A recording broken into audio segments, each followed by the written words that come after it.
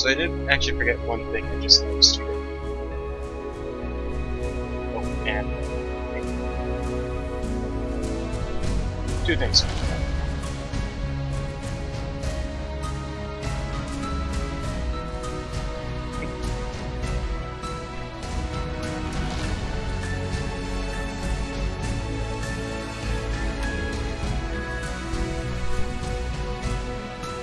Let's just fix the chat here. No.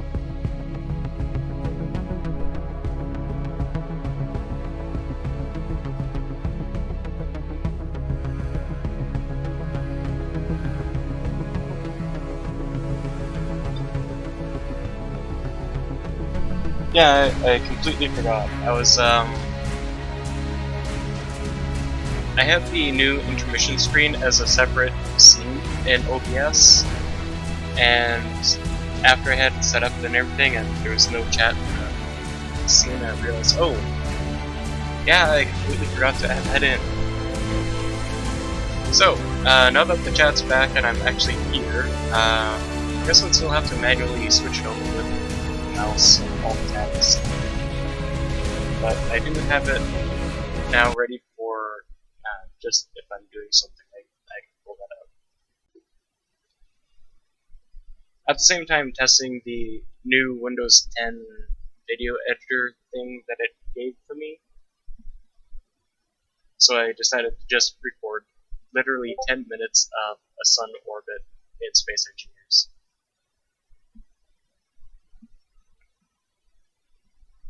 Engineers like to solve problems. If there are no problems handily available, they will create their own problems. Scott Adams.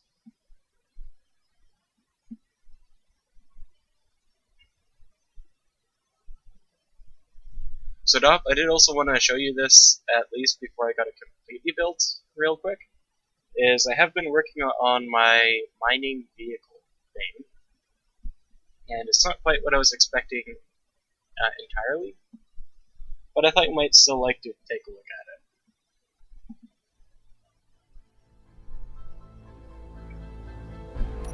it. Oops.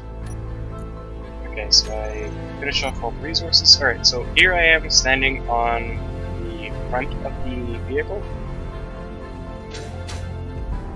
I've also welded this up with heavy armor, so it's just stronger than normal. So there's the vehicle. It's actually suspended by some blocks over there. Very Minecraft-like. And just for reference of the engineer's scale, and the 5x5 wheels, you can see you really don't want this to drop from you.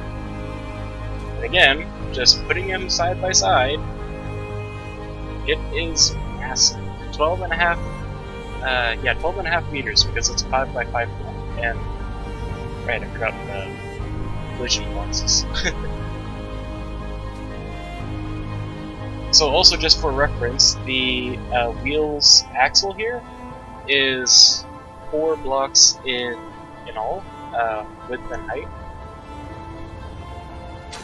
which makes it 5 meters by 5 meters, and then it goes out about 7.5 meters, 3 blocks out. So you can also have all this stuff over here, in which case I am in the process of building 4 large cargo containers, nothing in here yet. But per what I have mentioned before, they have a capacity of 421,000 liters and 875. This is on, again, the normal, regular size inventories. And it seems that the batteries are all fully charged, that's good. I've also installed a refinery fully built, and a connector, so this is technically ready and capable of supporting my drones if I'm ever going out to mine. And in the emergency where I'm out of hydrogen or something, I have the ladder here on a rotor so I can pull it up or down as needed. Does not auto jetpack.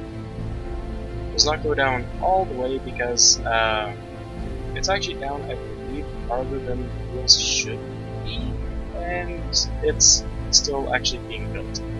Any further down it would actually literally be on the ground before the wheels are.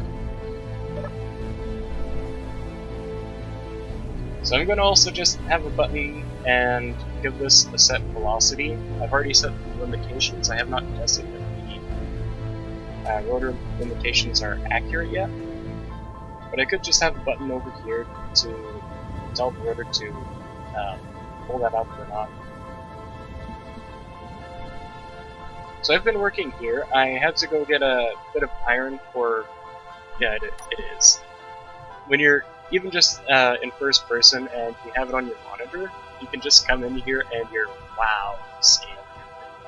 You can look around and it's, again, just a massive scale. As soon as the glass windows here, I need a bit more glass. I have it, I just don't have it on me right now. These windows will be airtight, and they're also bulletproof glass. I mean, it takes the components bulletproof glass. So in the end, when that's all welded up and the armor blocks over there, this will actually be the only thing. So this room will be airtight. Oh, I have a bit of window here. So this is going to be the primary control seat for driving the vehicle. And I was thinking of giving it a second floor for the purposes of just having a second floor. And these will be control seats for the purposes of controlling drones, which I just so happen to have two connectors over here, one of which is actually built. So as soon as I get an antenna on this thing, I'll actually be able to just remotely control drones without actually having to leave my aerial there. I'll be able to control, collect ores for veins, and it'll also be refining at the same time. So that being said, I just wanted to go over here and also just grab some steel plates while I'm at it, because there are still some of the wheels that have not been welded up yet. Again, for the purposes of, I just wanted to show it off. So here this, oh, I've already got all buttons, so that's okay. So this takes 16 steel plates, 8 large steel tubes, and 30 construction components.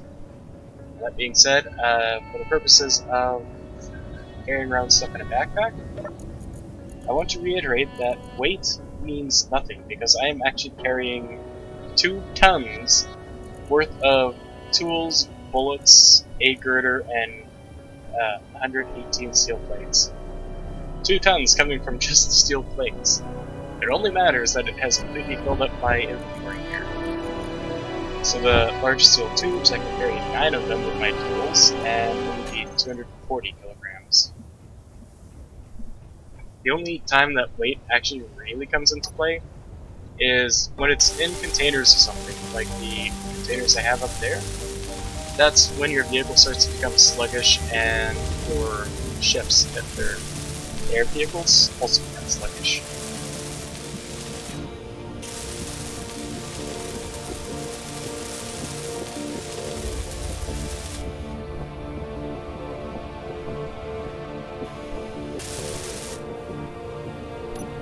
Okay. The majority of stuff is now welded up, not completely everything. I have some blocks here on the underside which are part of the base for my axis here. Not welded up, some more over there, I can't actually go that way. The tree is still here for some reason. Yeah, special suits. I don't have any axis support here it seems, but I will later. And also just walking over here, well, sort of sprinting, jogging I guess, 6 meters a second, it's just so massive everything here.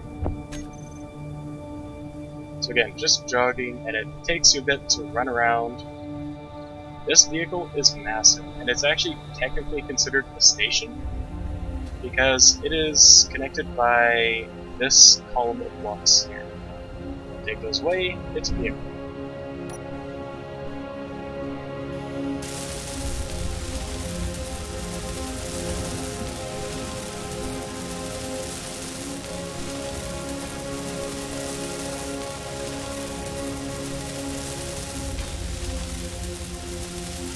Energy low.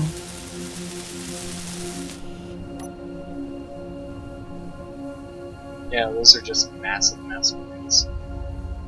Alright, we'll just go over and get some free energy instead of down in the mid-bay. I built this control seat for that very purpose. You can just sit in here and wait a bit.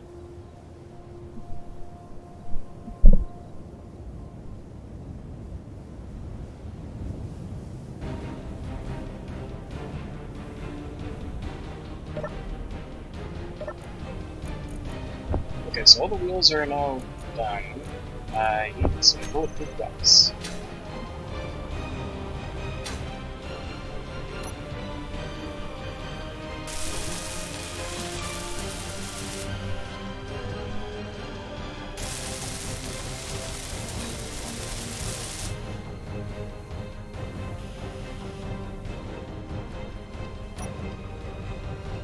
Pretty sure that all the other bits of glass I get now can be placed inside.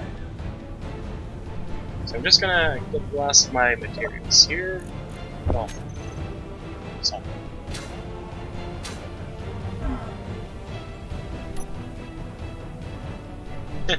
Yes. There's no hazard pay. Well, I guess there could be hazard pay. I'm the only one here, and I do find some loot containers every once in a while.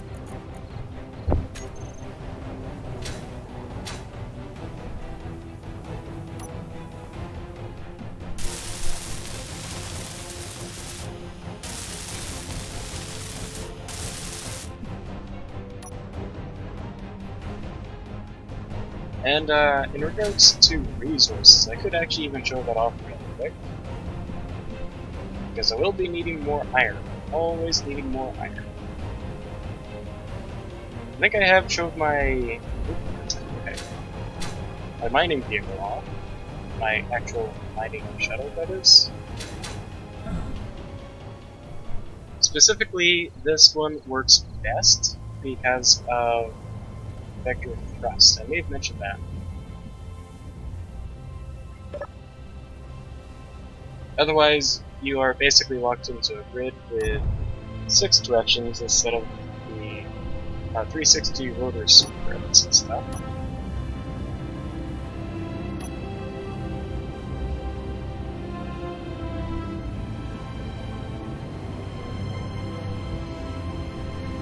So also coming out here with mining chips, you can also get another idea of how massive this thing is. There is actually one example is you have space just barely to hook up to this connector right over here. In third person you can sort of see this coming up. Okay. Catching on everything. Oh, okay. Yeah, alright. So as long as that one landing here is okay. Well, does that need one rotor, one steel plate? Yeah. Okay. So one steel plate. Here's my motor.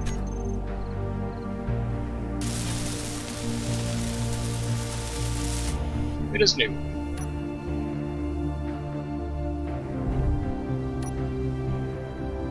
Let's try that again, just for the viewing. Yep, there you go. It's ready to connect. Not going to, but also just putting the mining shuttle next to this thing. You can see the massive wheels compared to this. It is the vehicle itself is just huge. One of the wheels is bigger.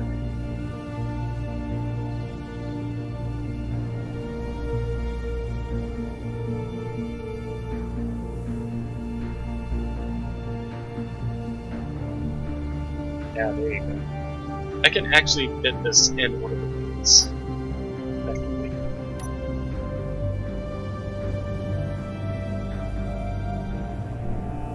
Alright, so vector thrust allows me to even just glide without touching the keyboard here. I have my right hand on the mouse just in case. But I am heading over for some more iron. which is, again, the purposes of this video. Two scripts, the 3 programmable blocks you see on the menu at the bottom, at 3, 6, and 7 positions, are relating to vector thrust for the glide, drift, actually turning it on and off.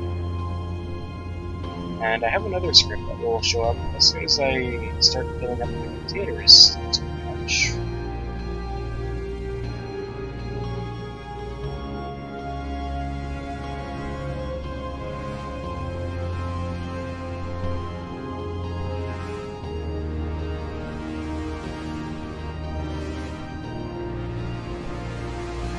So the way that my thrusters actually rotate very quickly when I hit a directional button on the keyboard is why I in particular want to be very careful doing this, because if I am right up against the block and the thruster just whips around, it destroys itself in a big fiery explosion.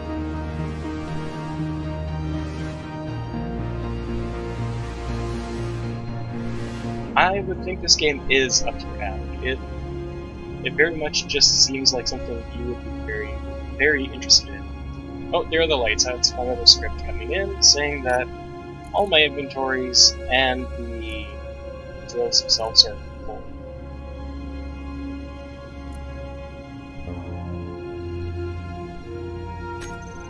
But I don't see it. Oh, crap. There goes my other engine. Exactly what I warned about, the big fire explosion. Okay, why are you not... Fuel low. Okay, that was... Let me just see. I don't think this is on PS4, and I don't know if it's going to be soon. Sort of incomplete. Oh, okay, that would explain that. Damage those as well. I do, however, know that this game will be coming to Xbox soon. That's all I know about this right now. Fuel critical. Let's see, on the ejectors, I want the sorters right at the bottom. Yes, they're both very, very damaged. Okay.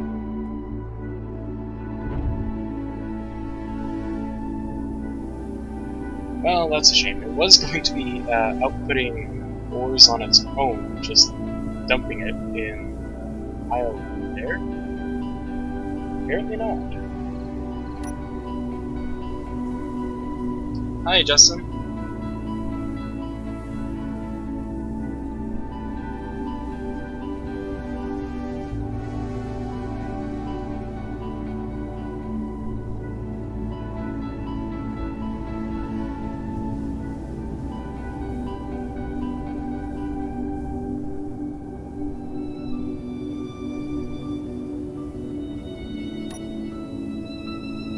Oh crap, oh crap.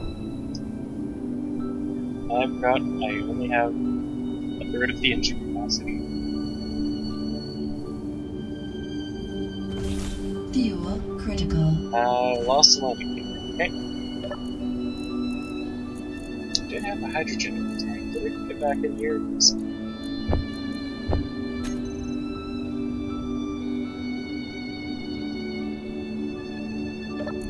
Those.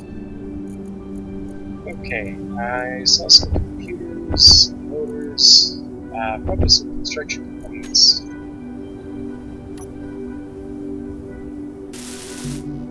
Oh, some steel tubes. What's that? And an interior unit.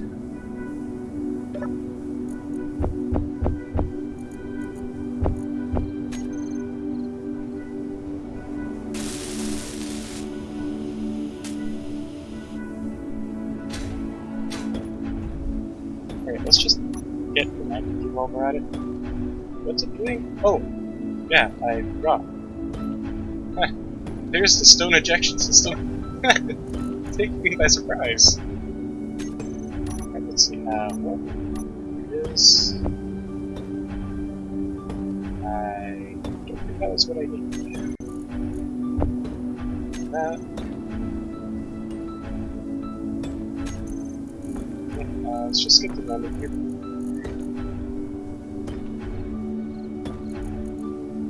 There it is.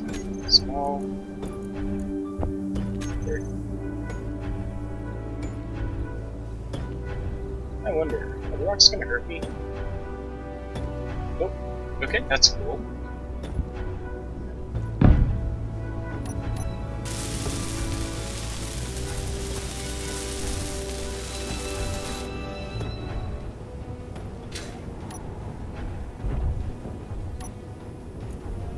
Let's just flag that. Check. Right, so I know which one it is. Head from the toolbar and the terminal.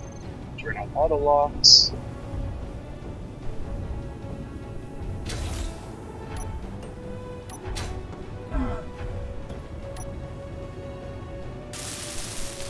And dispatch it up now.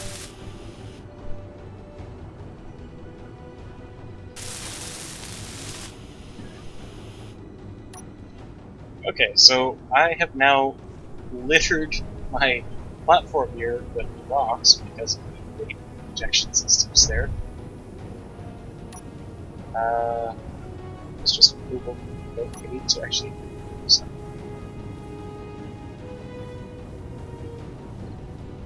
Okay, let's go back inside. And it looks like something crashed into the plates over here. There's a slight bit of angles or deformation. I'll worry about that later. For now, I'm just gonna make sure that the iron is put into my system.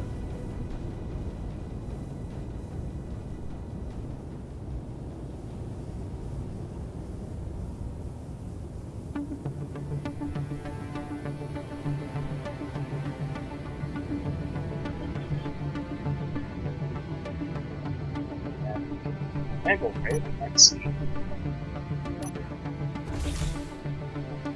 Yeah, that might be your best bet, is either on PC or if you want to buy an Xbox One. It is coming out to Xbox One, and I haven't actually been paying attention to Steam lately, so they could have plans for the PS5 or something there. I kinda doubt it, but they could.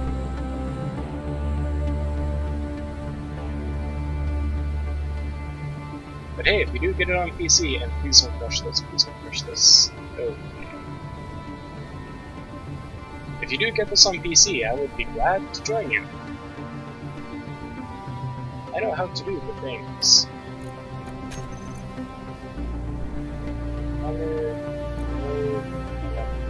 Piston. Oops.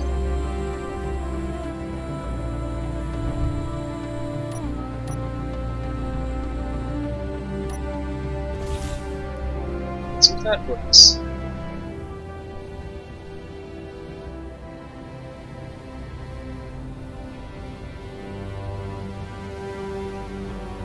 Good enough. Okay. Oh, and if we want to follow that iron, let's just switch iron. Oops. So the refineries now have 12K. There's that one. And apparently another 2K was put into the carbon containers for later. So we'll go through that fast. I did also pick up a bunch of silicon. So I've got silicon wafers there, 2.5Ks of that, 4K there. 17,000 units, 17 kilograms. 17,000 kilograms, there we go. And that was used mostly in the glass. So I guess it would be more like plexiglass because it's not sand, it's all silicon.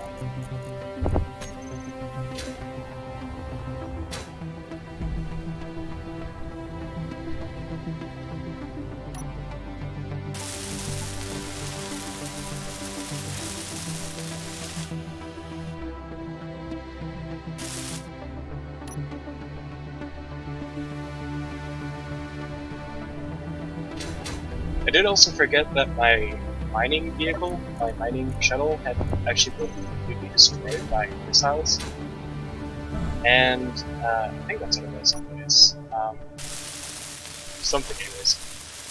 So I don't have that anymore, otherwise I could load it up on resources and just fly it around and weld up all these pieces of glass together.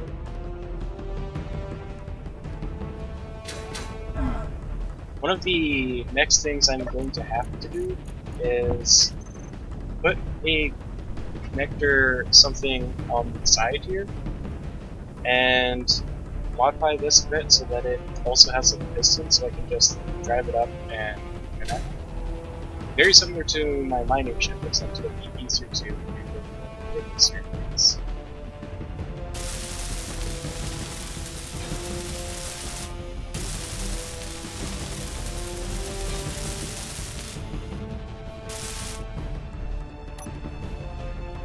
And if you are wondering, the glass is two-sided, so you can see clearly outside, and it actually looks kind of nice to look outside, and also see how high up you are.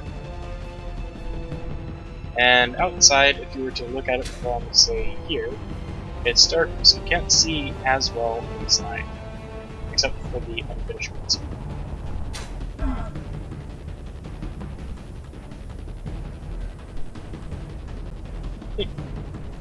The two of us are just trying to get Doppel to buy this and that game.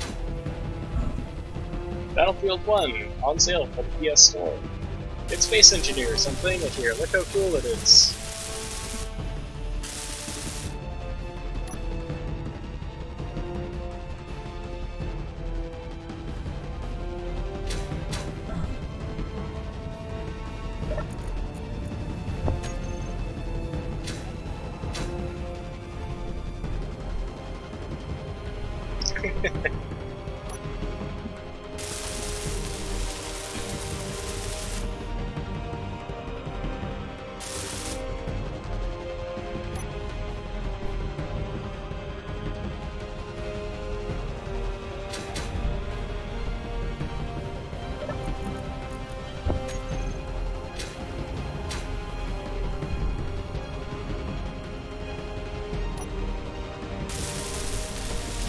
One of the things you don't have to worry too much about is the momentum when you're flying around.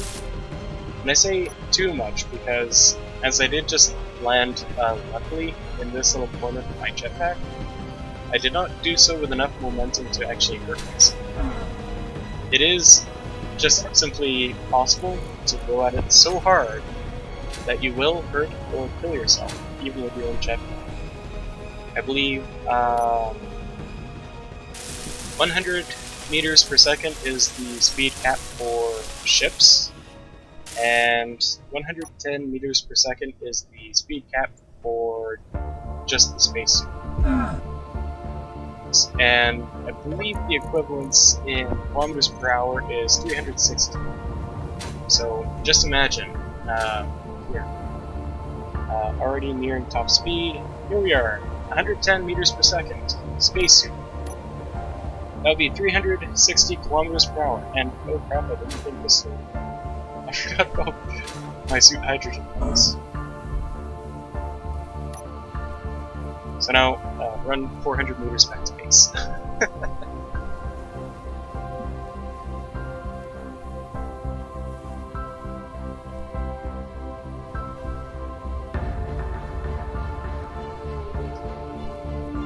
I've also done similar things while I'm in a near airless environment.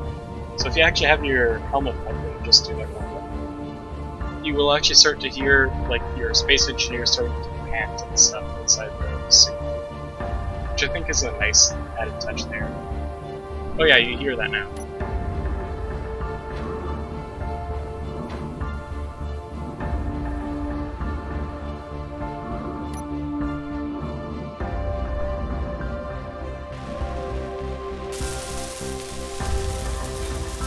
Sounds unpleasant.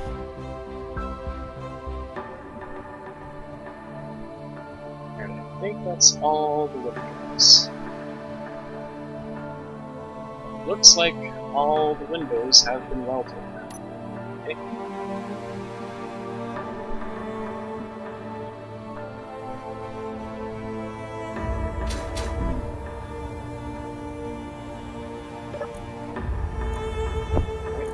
to spare. Let's get some of those last blocks on top, just to make sure this thing becomes airtight. Fuel low.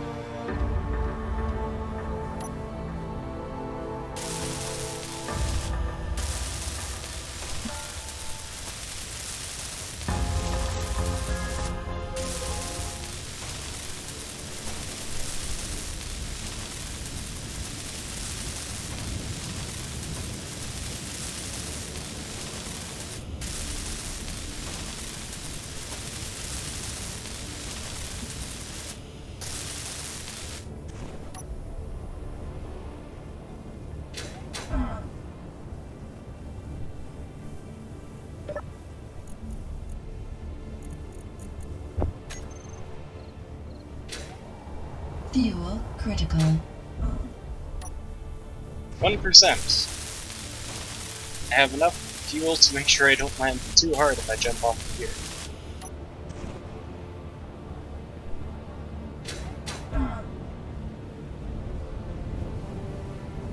Okay, so that would be everything. So the room over there should now be completely airtight if I put in a door.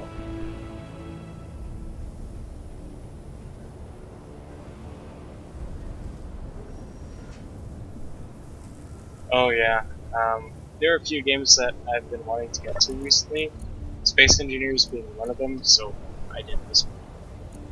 Original Sin, I can't remember what else was on my Steam library right now that I've just been getting back to. Just a few games. What did I want? Right, I wanted to... Oh.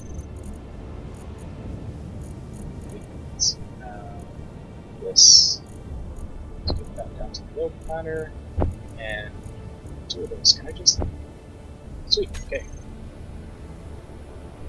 Alright, let's just remove that. Right. Let's go with the ladder. I don't want to put everything back and lose my load planner. That is a recent-ish feature, I guess?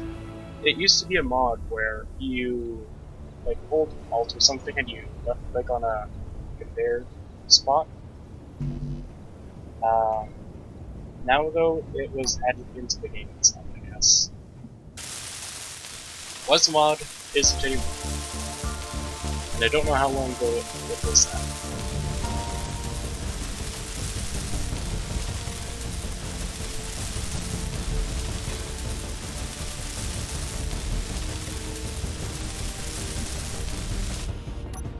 Okay, let's just change the thing here.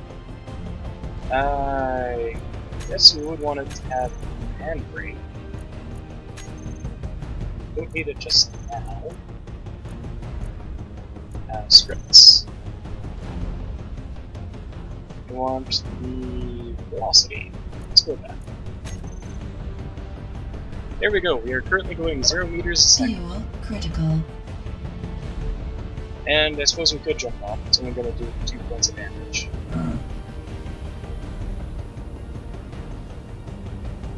I did forget. I actually have more building to do up there.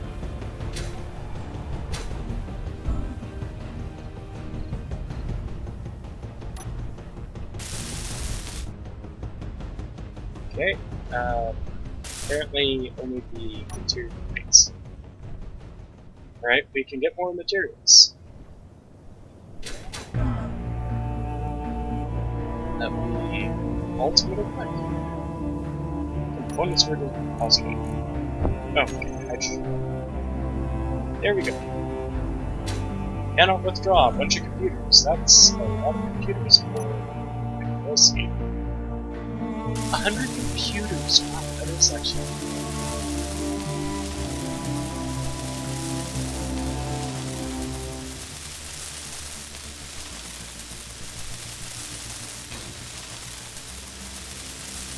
It is worth noting that the control seats or stations here do not actually have a separate mechanic or reliant on operating drones. I could operate the drones just fine, even using their camera from this seat, for instance. It's just that I'm using the other one with the big giant screen for purposes of aesthetics and looks more proper.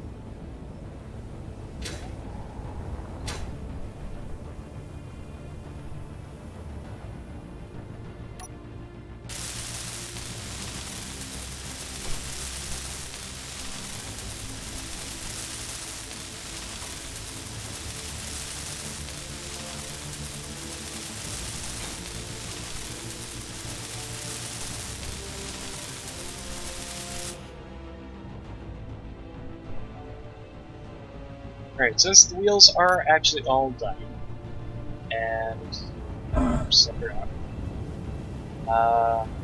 So wheels are all done. Control seats are in. I'm going to very quickly just transfer this way. Apparently it's all fine. Oh, okay, that's fine.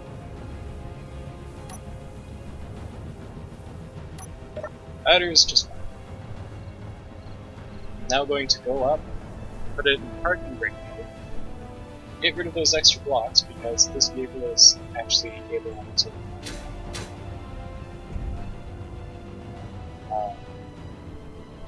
okay. Definitely has the wheels up stuck on something. 0 meters a second. Okay.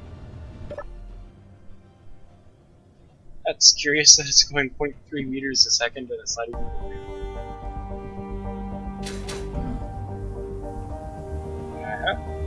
That's probably the cause for the tilt.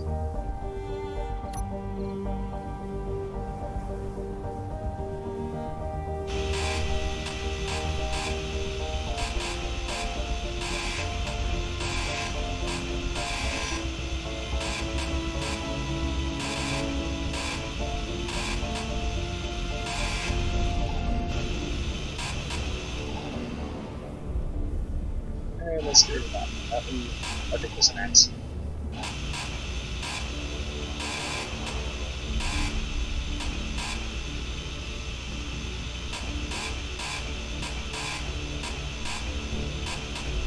Oh yeah, sort of a tip for anyone getting this game professional. You may want to either always be wearing your helmet, or set your audio for your sound volume. You want it to be really, really low, because the drill itself and the grinder and the welder are usually at an obnoxiously loud. Alright, let's head up here. Let's find that rotor with the ladder. Let's see, velocity, let's set it to 5.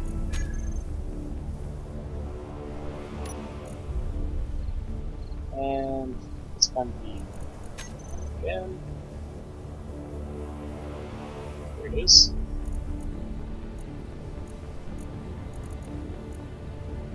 Reverse. Okay, that's the thing.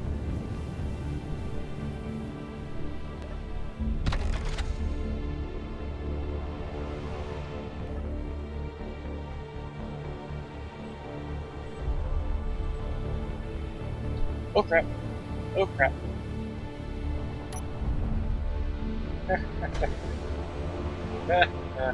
I am an idiot. I am very much an idiot. Don't forget your parking brake. I almost rolled off the cliff. Backwards.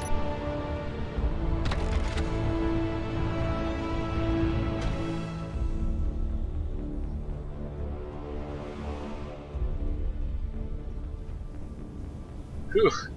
I barely noticed the movement. Alright. So that did come back, just the wrong way. So I'm going to be changing that to a lower limit at 2 seconds, so that should be 2 seconds. And reverse. Yeah, oh. Okay, that was absolutely not wrong. Yeah, I can't remember if I saw anything off to the side here, to the right, where it was moving, like all the plates down there just on the screen, or if I saw movement on the screen itself, but something was absolutely not right.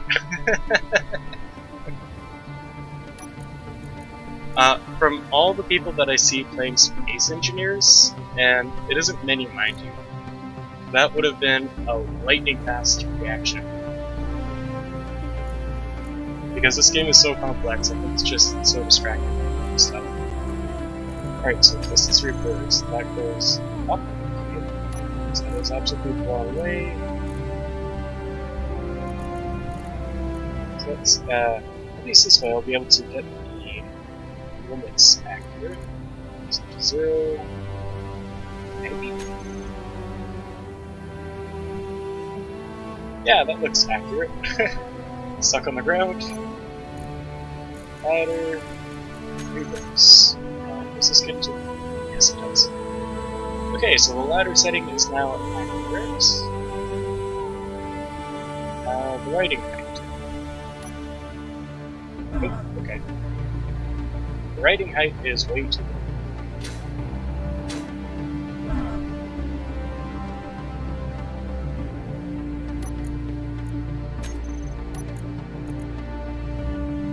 I do not have a group for these yet. That's fine.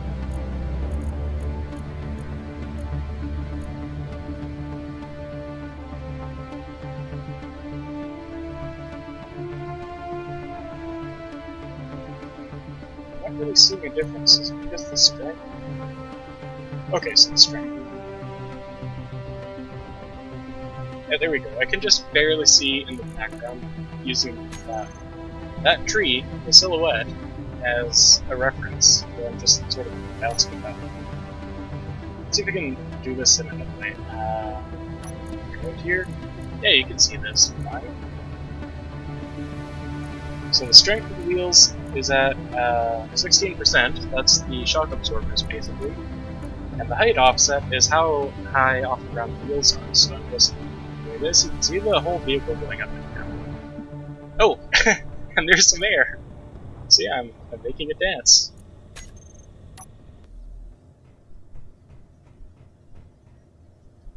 Oh yes, that is definitely something I want to do before I forget.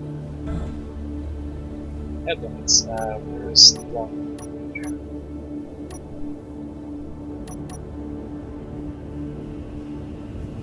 That is armingly close.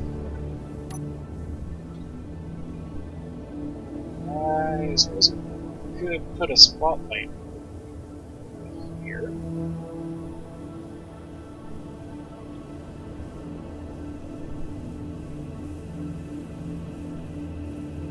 Construction components? Okay, I can do that.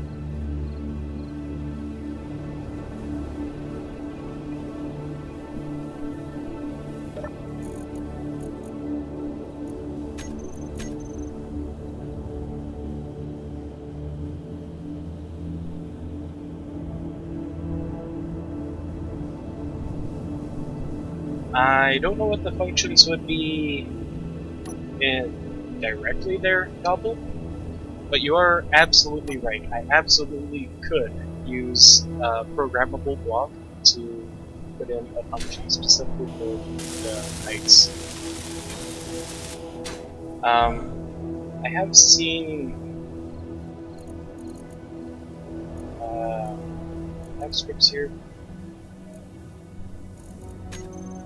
Alright, I have scripts somewhere.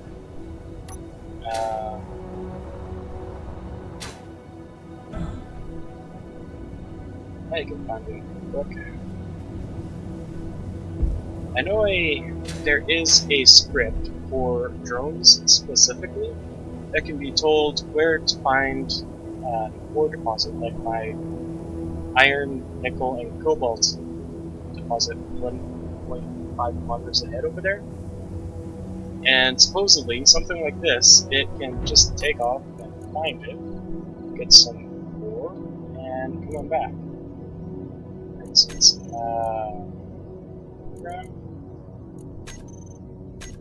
it's all? Okay. Rest, right?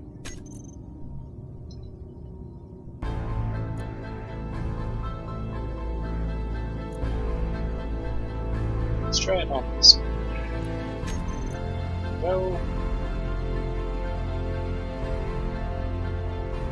Small program. There it is. Program warning.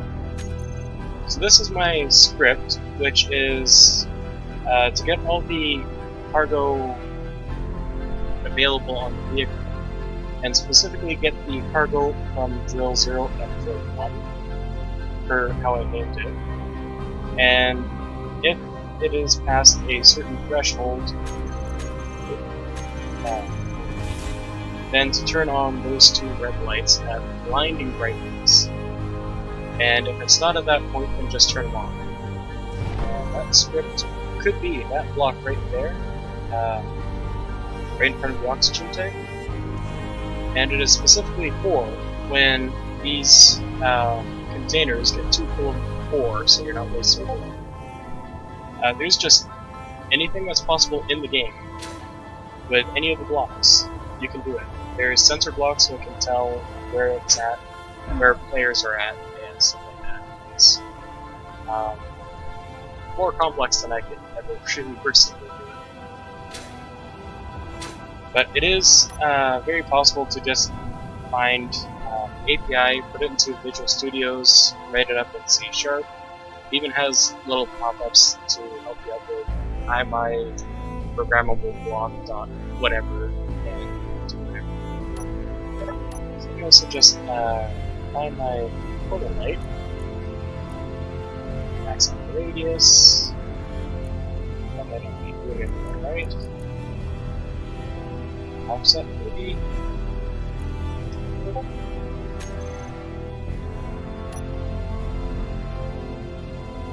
Okay, so I do definitely need something other than a photo light. That is not enough light except to see who squished already.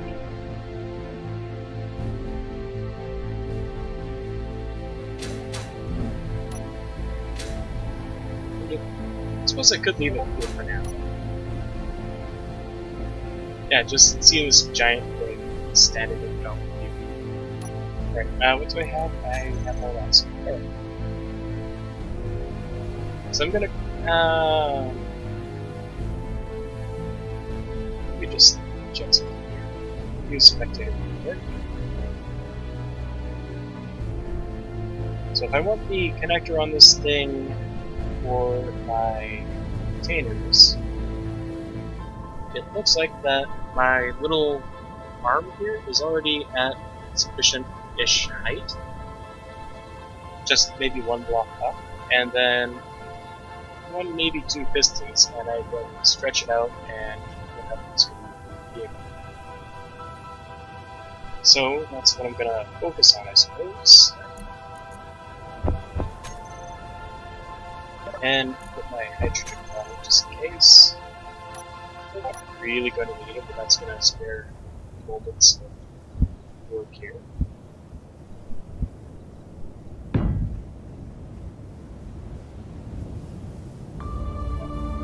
The reason I'm struggling also with the toggle there is because it uses the mouse wheel, and that is specifically because my current mouse is so old that it actually has multiple buttons. Its scroll wheel just automatically activates on its own.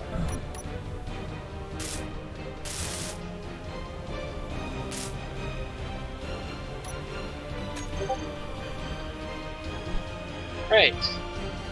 Okay. I need to actually put my hydrogen bottle back now.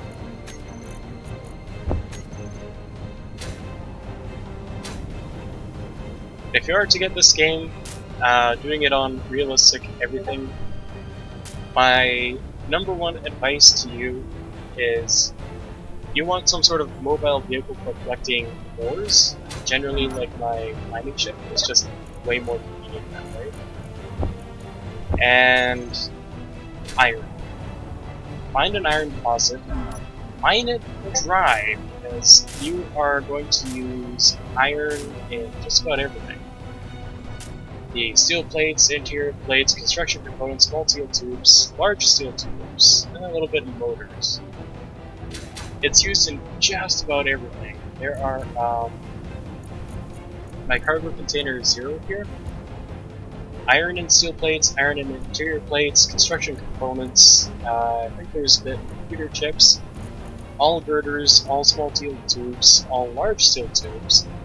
I think like a little bit of nickel in metal grids, nickel, and motors.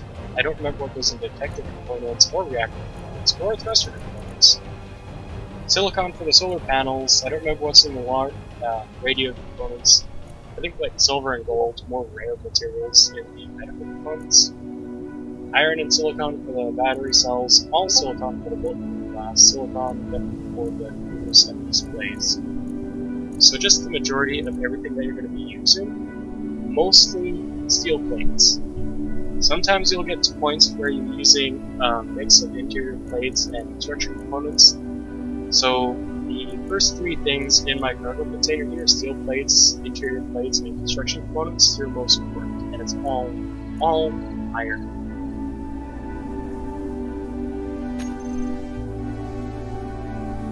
Oh yeah, it is also the razor magnets. I don't have enough wire to actually really show more than just this here. I am actually losing stuff, and I can basically just see a bunch of hair being picked up on the mouse wheel. But I also have no way to really access it. So, construction points 1, 2, and 2 first.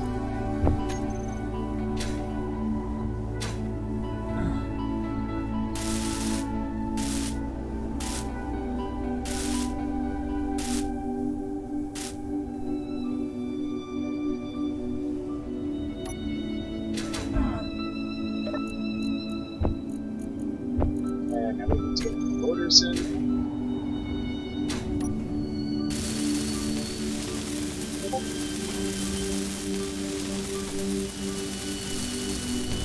Yes, intensive mining required. The mining hole that I was at earlier where I blew up my motor, that was my first ore deposit, the first I ever did mine. And it did start out with, because I had a landing vehicle, actually, instead of how it is now. I completely cannibalized the landing vehicle, which actually was landed over on the ground, just beyond the platform, I think, actually. And I started building the tunnel for my ground vehicles there, which is where my truck resides now.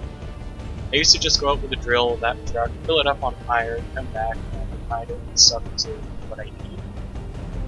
And it got to the point where I just built my mining shuttle, actual aircraft one. And that has been now used to go to my base. I got enough resources where I can just pipe everything together, so now I just need to land it, connect it with a pipe, and it's in. And now I'm here where I'm now getting ready to build this much bigger vehicle and get ready for more pipes to stick in this. So I can now carry, I'm gonna say 500 to 5,000 times the capacity before I return. Just to scrap that. Oh, merge blocks too, okay. Just grab 2 piston stuff.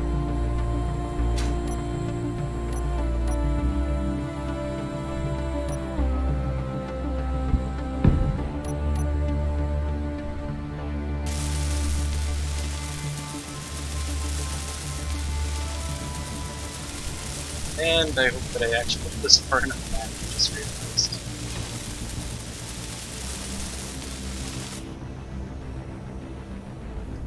For now, I can just move that over. I have enough built. One more this time, at least just to get placed. Go.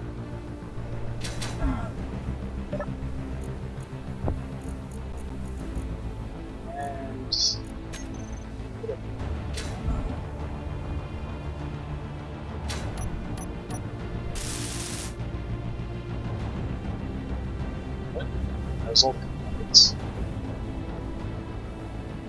10 sealed plates and large sealed. That does not make sense.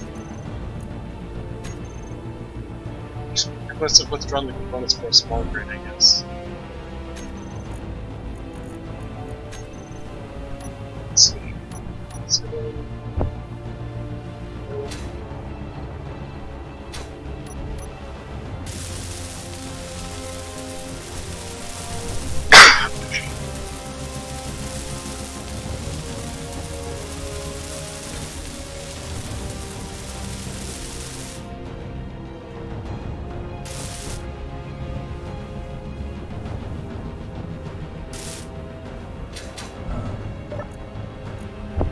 Okay, I need 3 more steel tubes, or steel plates, sorry, and multiple large steel tubes.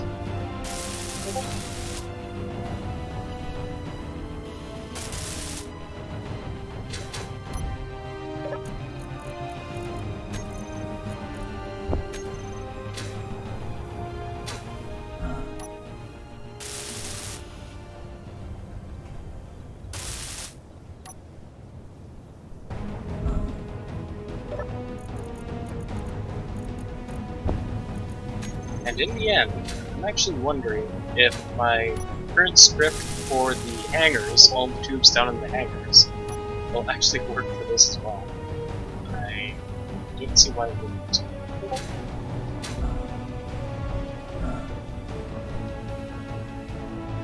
That being said, let me just get into this.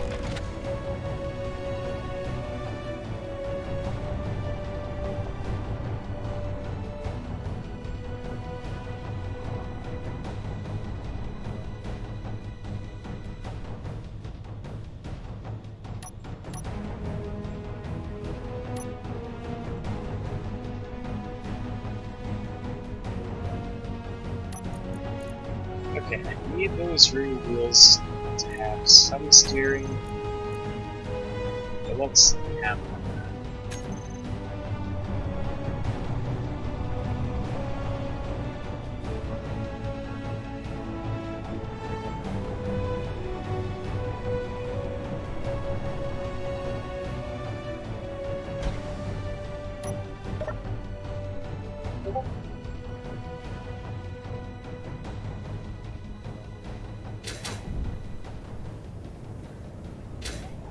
Yeah, that's enough space.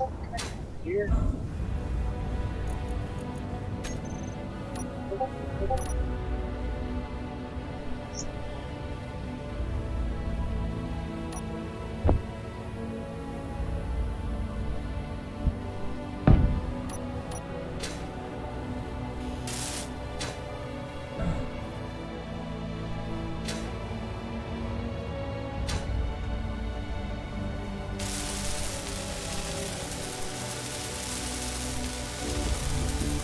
And if you are interested, there is, I believe, also one, maybe several scenarios, which is the developers themselves have actually made a sort of story mode for space engineers.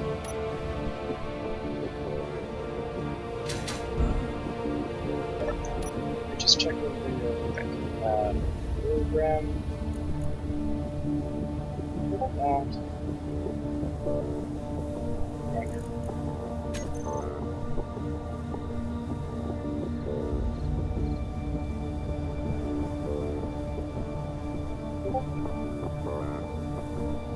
I'm gonna have to edit this, probably just to replace everything here as just a group, so I can supply that as an argument instead of like 7 here. Because what I have here is 2 pistons, so I can reach 20 meters away, and the wheel and the space belt here would be about 7.5 meters, so having that extra 12.5 meters would be kind of nice.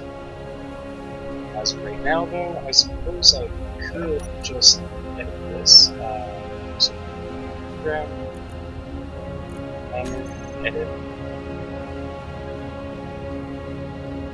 Alright, those are just orders.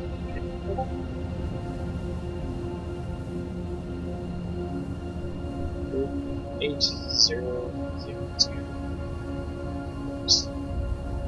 Base. Otherwise. 8.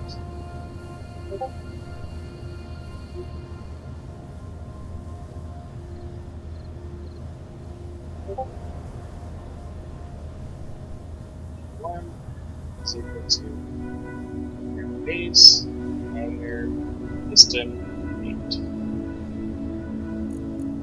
Code, files, okay. Now, piston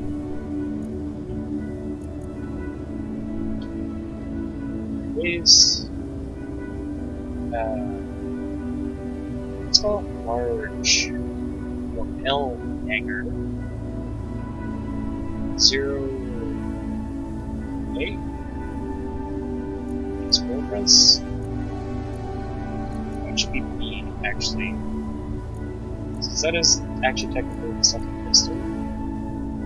Ground base. L hangar. 0A.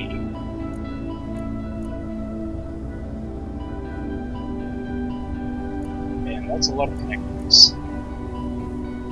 Base. L hangar 0. So let's go back to the program. Edit. This was L hangar. A. Okay. Now,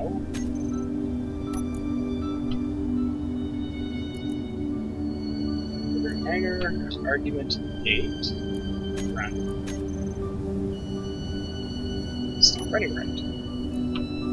Program. Exception during execution of script was outside the bounds of the array. Okay, should be set. Run. Edit.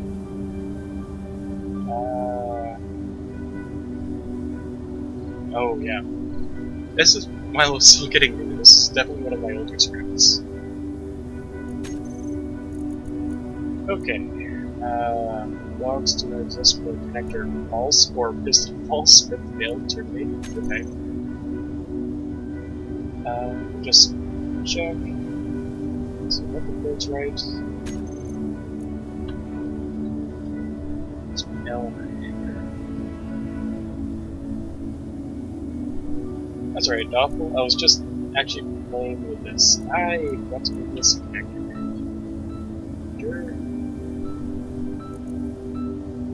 And I forgot to name these pistons. Oh, hey, now the script works. Piston. And real quick, go back to program. It's working. Change that to argument 8. Script seems to be fine right now. Program. 8. 1. There we go. It's extending on its own. At least one of them is. It's not flipping the wheel. That's also good.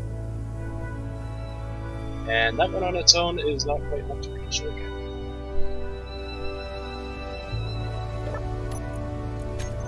Okay, let's just bring this over right here. There it is. Run with argument 8.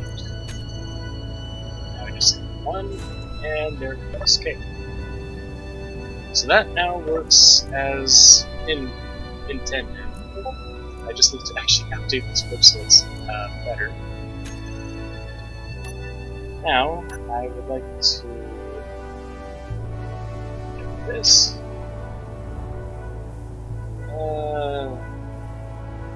Let's put it over here.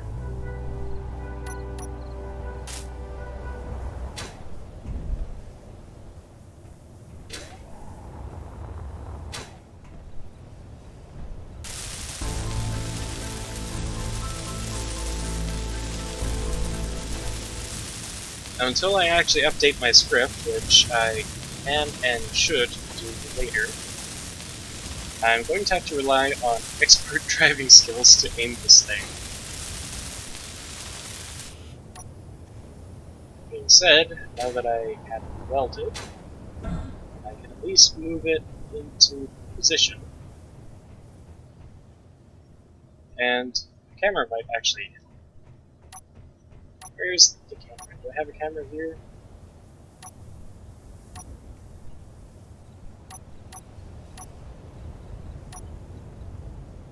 Okay, I'll just place a camera there.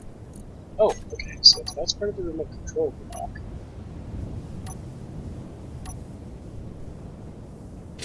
is.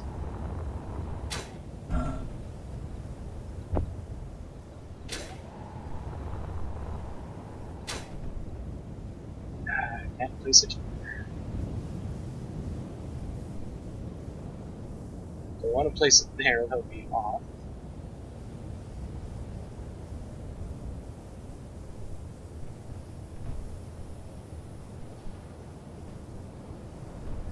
Okay, that's a little bit of a problem. I'm gonna have to build even just one block here so I can place a camera in.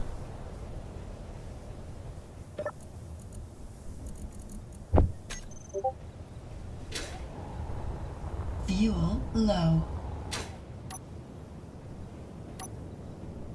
Fuel critical.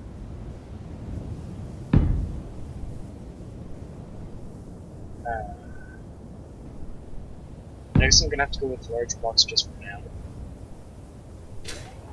Okay, and jump on the edge.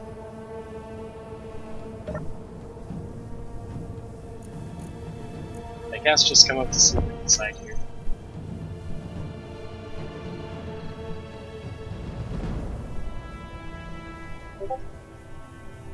And now she's in the middle of the entire screen. Okay, let's see if I can play this by looking at my second monitor. Yes. I forgot to get the hydrogen that I wanted.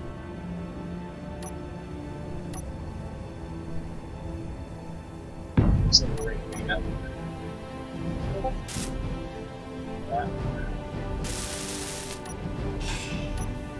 Let's get it on the camera.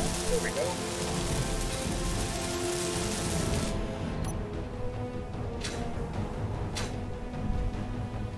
And what I'm going to be doing here is going to demonstrate why I wanted the control seats up there dedicated to the drones.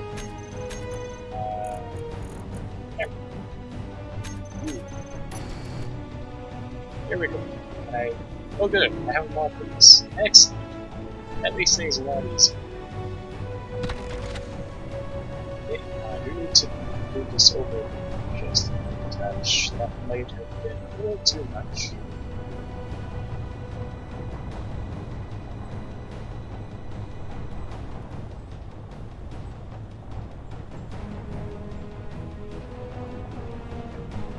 Oh, thanks, Ripper. Now I can't actually see how we're doing.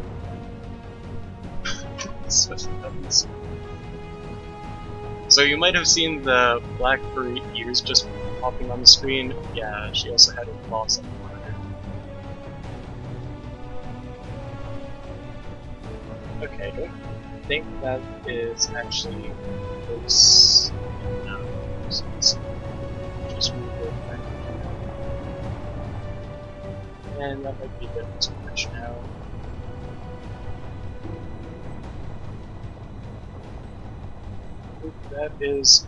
That was rubbing against the connector. That is way close.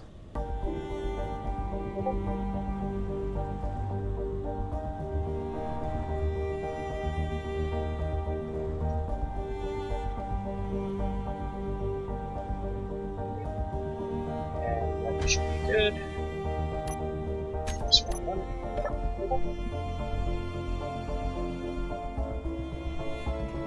I don't think it was actually the tree. I might have the strength too high. Because what I basically had it set right now, is this. Okay, here's scrap metal.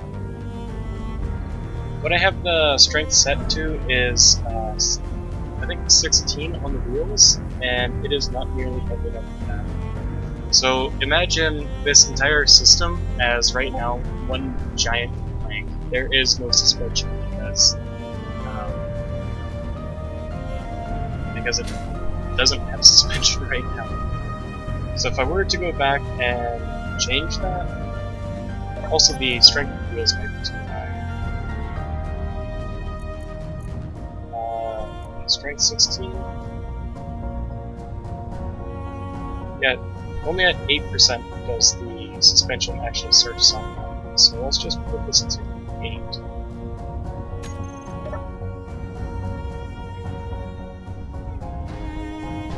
Right now, thanks to our camera,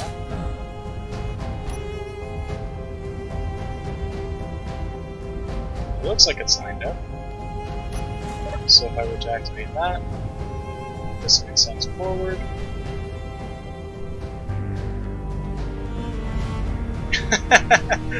Okay, almost. It's on the piston, it was A. Let's just reverse that. Wait, what? That stopped? Oh, it connected. Oh, okay. It connected on its own. Look at the block was meant to go. The script, sorry. Alright, what do I have in my inventory? A lot of scrap. Okay. I think interior plates was the only thing I was missing out, wasn't it? Interior plates, bit of motors, bit of steel tubes, metal grids, and all the interior plates. Error success. Darn it, did what it was supposed to do.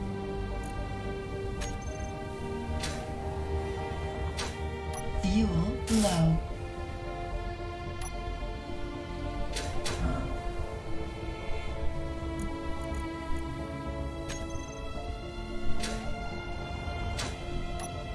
Fuel critical.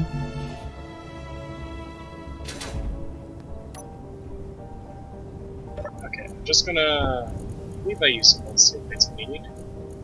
I can also put them there. I need another hydrogen bottle. Just to fuel up. Please. Here it is.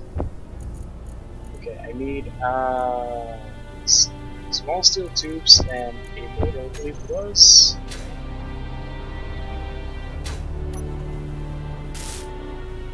Okay, that was just missing interior plates now, and that one is also just missing interior plates. Good.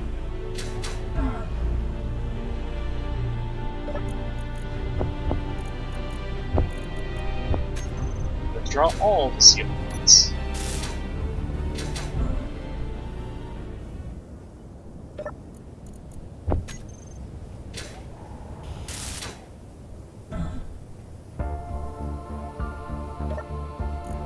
I can only carry 71 steel plates in my inventory right now at a time, and those large containers take 360 each in all. Oh, that first one is almost done.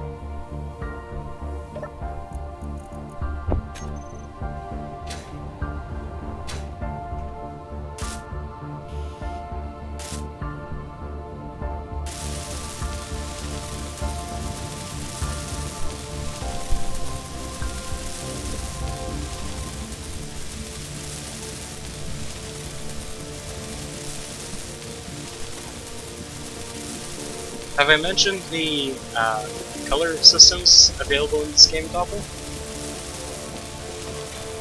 I might have shown the camouflage armor in style, I think it was called.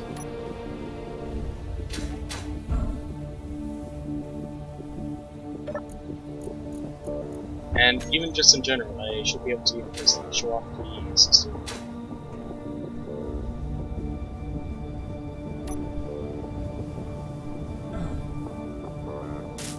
There we go, that would make things easier.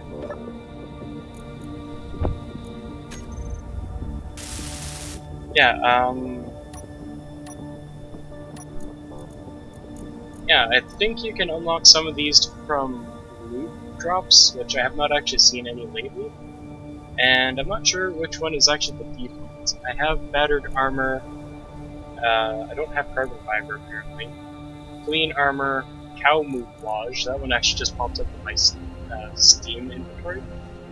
Digital camouflage, disco, glamour. Apparently don't have that one. Okay, so I don't have either of those. I do have golden armor. I should take a look at that. I don't have mossy, I have rusty. So there are a few things that I do and don't have. And I'll just also show you here. If you own the block, I believe that's the only prerequisite, is you can just go to the skins and the colors here, and just middle click, and you painted it to your new color. Which one is that one again? Golden armor. Okay. So I now have new golden armor right here. Control middle click does it in a 3x3 grid. Shift middle click does it in an even bigger area. And this is volumetric. So if I were to be painting control or middle click say right here, it would be affecting the refineries. So I can also, like I was just painting the conveyor tubes if you want them to be different colors. I can paint the boxes here if I wanted them to be different colors. And if I wanted it to be camouflage. Okay. Well, I think I hit more than shift. I think that might have been control shift. It seems so painted everything. Alright, so my opinions of camouflage is it looks a little bit like a carpet. And let me also just go to spectator. Wow. Yes, it does look tacky. That looks terrible. Alright, so I'm just gonna go back to carbon fiber. Can't afford that yet. Clean armor, that's what it was. Okay. There we go. Everything was that color anyway, so yeah, everything looks fine now.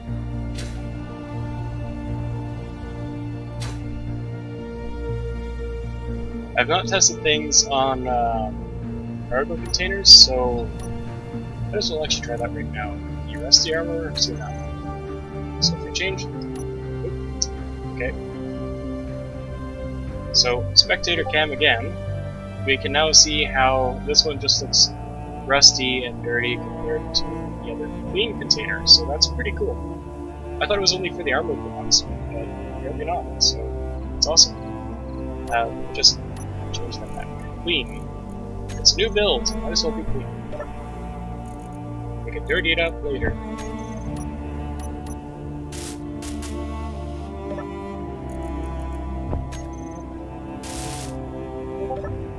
And just there we go. Alright, as soon as this is built up, we will have access from the ship to pull stuff from the base's inventory, and likewise the base can pull anything from the cargo containers here. As long as the connector here is actually picked up as it is now.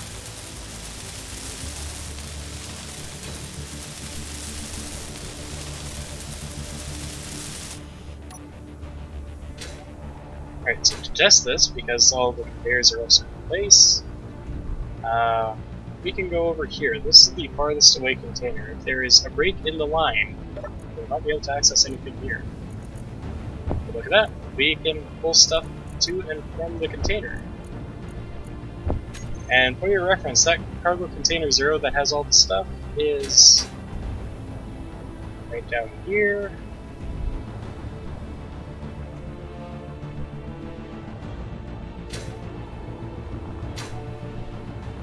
And right here. This is the very container I was just accessing from on top of the vehicle, the mobile mining vehicle I'm calling it.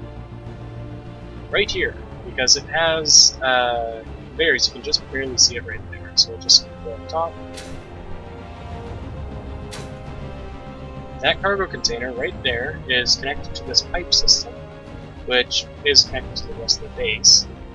But from here, it also does branch out to the left, to this point, to these tubes, and if I just cut there,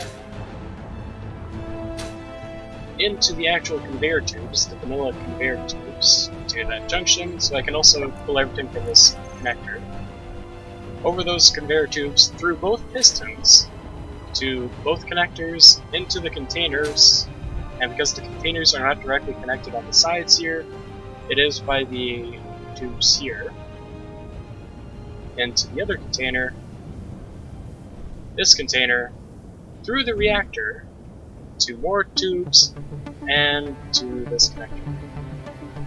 Yes, it is very useful. So effectively anything in the base, anything that you can literally see right here, I can access. So in this case, temp connector, oh yeah, that's the one I was listening to show. literally just work its way.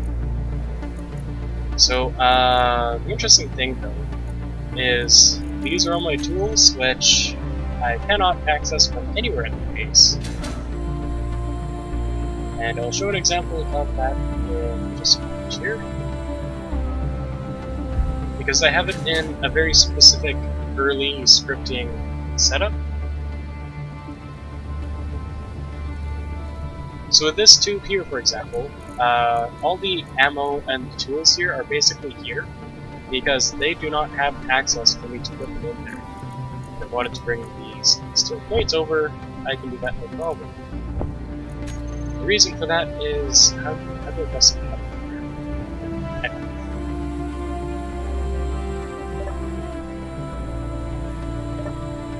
So all those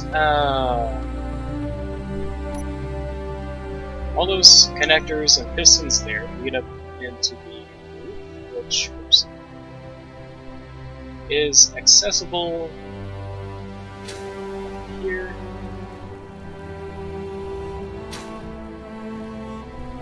Yeah, so this is the piston, and where's my light? There it is. I'm not really sure. Again, connected to the pipe system, they're all basically coming over here, and specifically they hook into which one? Okay, so this junction, and there are two tubes on the side with sorters. Now the way I have these sorters set up specifically is they can allow anything through. That way is the arrow is going, which means the hanger, all the hangers, are allowed anything. The sorter over here has, I think, blacklisted? Yeah, it's a blacklist on all ammo and hand tools. So ammo and hand tools cannot come through here, which is to the rest of the base. And I have my hanger scripts set up around my early scripting here. Designed to use the sorters to pull anything and everything out of all the hangar contents. So if I hook up my mining ship, it'll pull everything out of every vehicle except for the tools.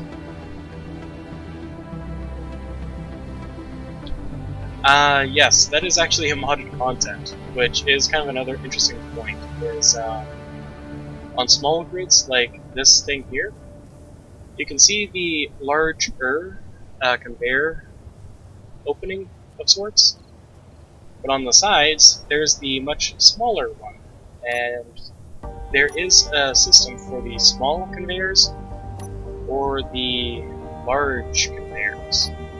And this one is designed for things such as a mining shuttle. Oops. So let's just pretend that my mining shuttle is over here. It can take things like rocks and ingots, because they are not actually bound together as one giant mass. You can just pick up any number of small rocks, so you can break them apart. They're basically piles of dust. So those can fit through small conveyors, whereas things like steel plates, steel plates like this cannot fit through small conveyors because they're too big. As for the pipes, like right over here, that's a mod content, so that actually does kind of break the thing. Oops. I didn't even think about that before, but apparently that's what I'm doing. So, if this were actually vanilla in regards to the piping, yeah, that wouldn't be a thing. It would all be the big blocky tubes here. Anyways, I did also just want to say that's what I have set up here. My refinery here is going to take 12,000 steel plates just to finish that. What do I have? I have nothing right now. Alright. So as things are right now, this vehicle is actually usable.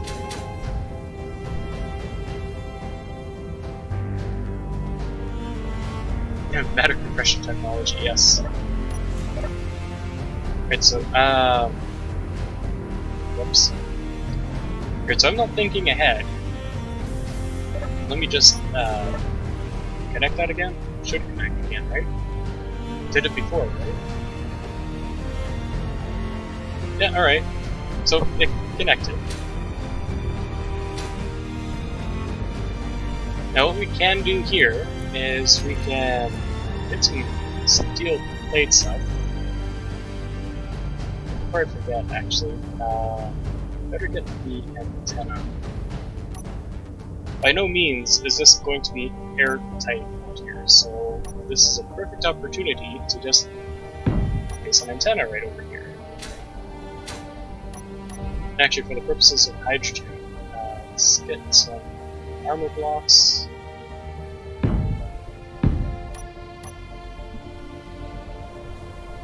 And see what we're building. Lots of steel plates, 40 radio components, that's going to be a lot of computers. Some computers, construction components, small steel tubes, lots of large steel tubes. Alright, so that's going to be a lot of stuff.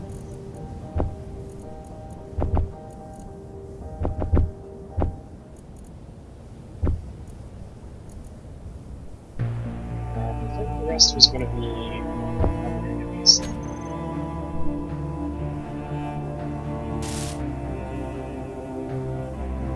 2 more steel plates, and then the steel tubes and radio components. Okay.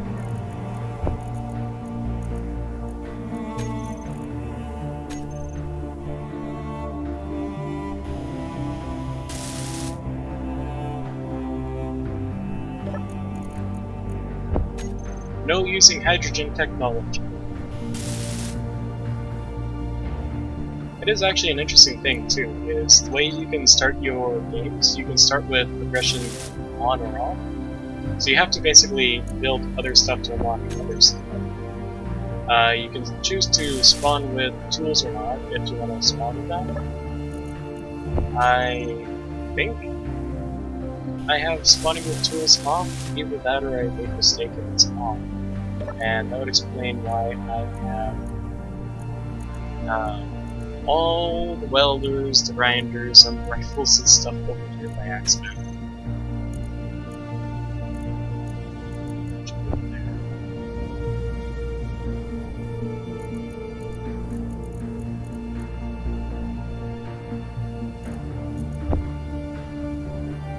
Okay, so the radio components are even bigger than the steel tubes. There is also other settings that you can do, so you can disable block damages, thruster damages, and stuff. You can enable being allowed to use a jetpack or not, which, just for the convenience of the connector over there to getting up here, is very convenient and fast. And if you do at all plan to do space stuff, it is very recommended that you have a jetpack, because otherwise you basically will not be able to leave a ship. You'll have to do everything via a small ship or a large ship, and you will not be able to walk outside unless you use magnets. And the funny thing is that even using mag boots, you could do something like jump. But here's the thing, there's no gravity, so once you jump, you're floating and you're gone.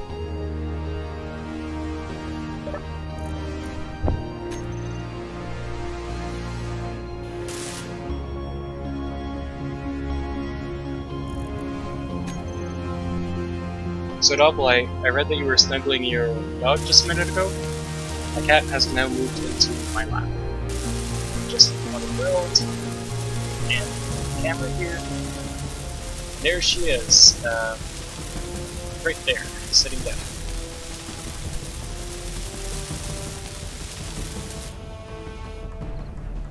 It very much is, and I believe I can safely respawn. There's a control up button. Shift.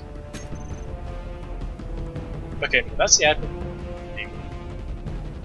Alright, so the only thing I can do here is unfortunately have to just respawn, so yeah, sorry.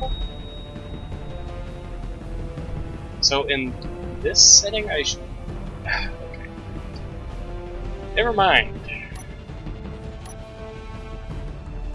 I was going to show the respawn screen, but apparently it put me back at the nearest medical facility like it's supposed to do. There is a respawn screen though, so whenever you die you can just land in another drop pod, drop down to Earth, and have your starting resources thing, whatever. You could be in another ship or something. You could be... Oh, I did also do that. I better turn this off. But there are several ways to respawn, being it is in different planets. One of the options. And... where's the top?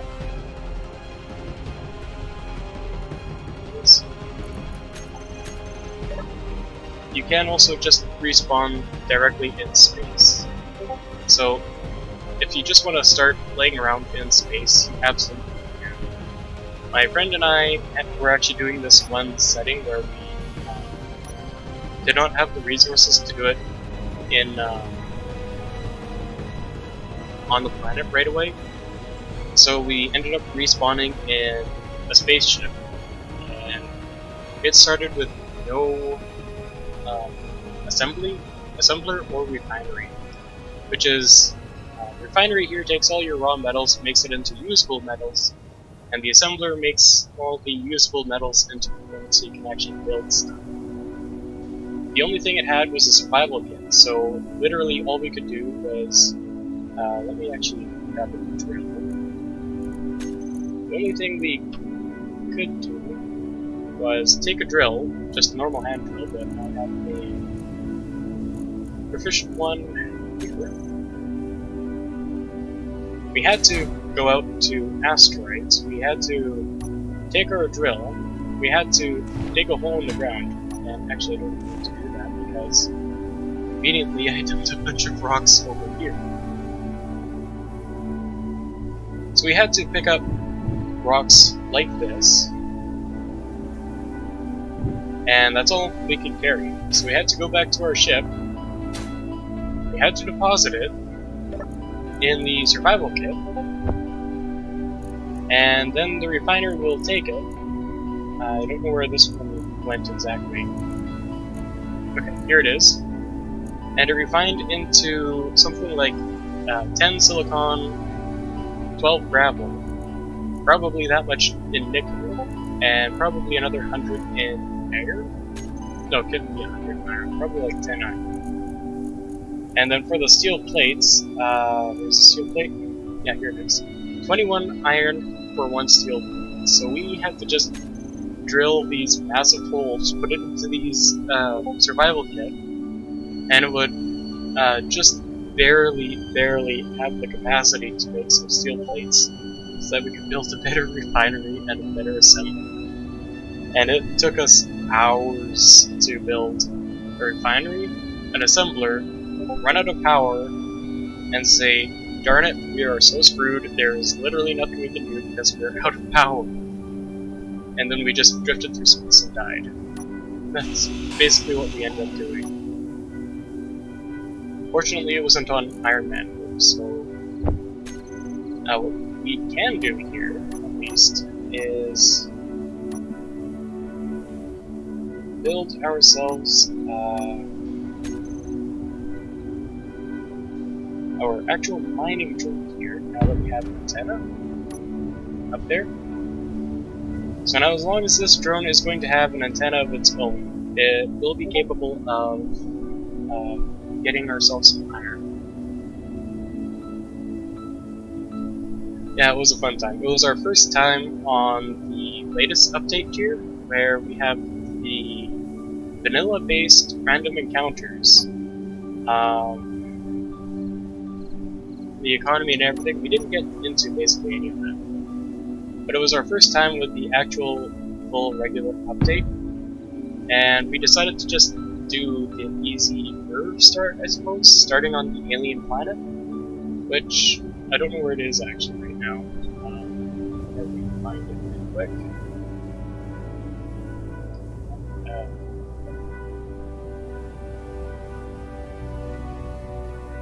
Okay, there we go. Okay, that I believe is the alien planet. That is the moon. Now the unknown signal was detected. That's great. So that's the moon. Alien planet. Yeah, there's another alien planet, possibly also Europa. And while you're flying through space, you can find asteroids, which is what we were doing. Yeah, that's actually Europa there. That's the Mars planet.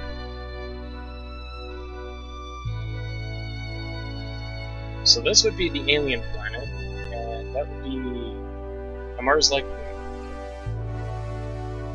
So we were on this planet here, or a planet like it, I should say.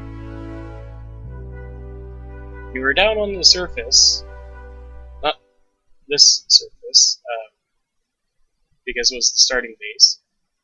And the thing is that as beautiful as this planet is, and sure, yeah, it looks nice, and it does, here's the thing. There are space spiders, and they burrow and unburrow from the ground, and they can actually two-shot you. Alright, so an unknown... okay, I don't like the space for that unknown signal, but we can get it.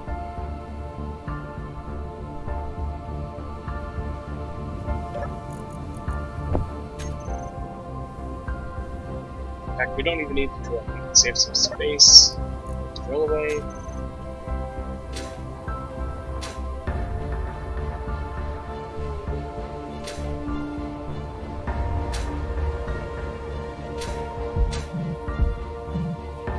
It really does. Because there's no actual goals, a lot of players have basically been doing the idea of you start on a planet here, you have your stuff, you can build up, so soon I will actually have the means of mining and refining lots of stuff myself. So I'm, I guess, middle to early middle game. And I will have the ability soon to basically just spend resources, waste resources if needed, on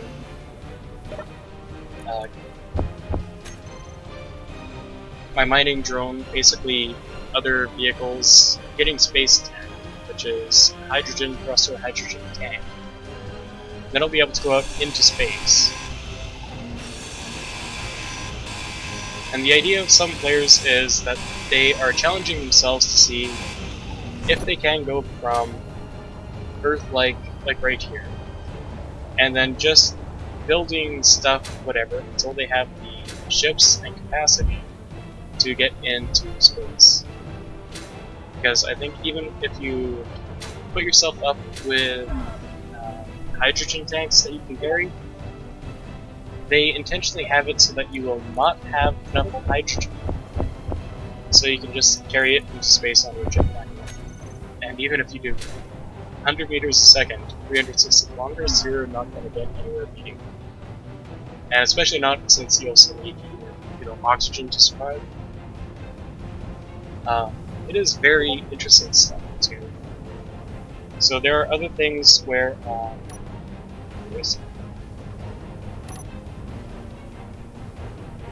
so that's only solar and wind. So solar will be good when you're in space.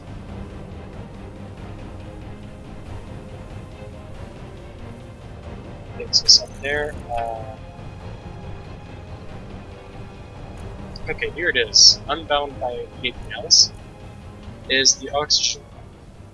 And what you do is very similar to solar panels, is you just have them facing the sun, which has just gone down.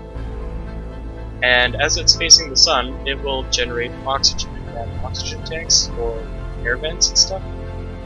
So it's just free oxygen.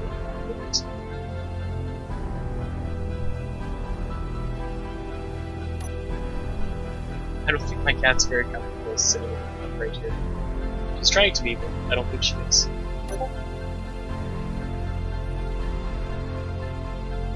Let's see. I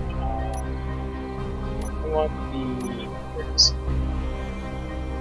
remote control.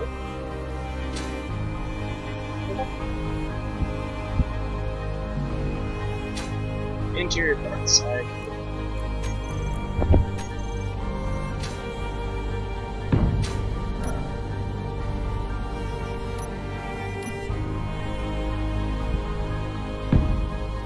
So that'll be a battery.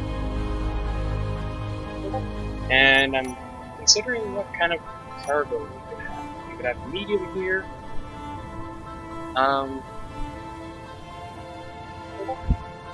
This would store, I think, 3,000 liters at a time, so it'll be very fast regarding trips back to from the mining pit and back up here to the connector. Or we could have a large cargo container here, which is noticeably larger. But I can't remember if this was actually 1,000 or around 15,000. It contains a considerable amount of food. So I guess we could just go with this here. Yeah, it's going to be a drone, so it's going to be small. So we'll put the container there.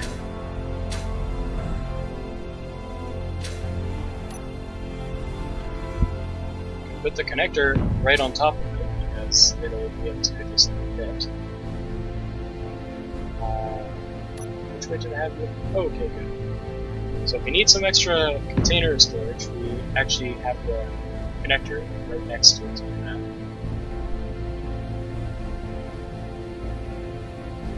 And if we're going to use vector thrust, we're going to need a programmable script. Where did I have those?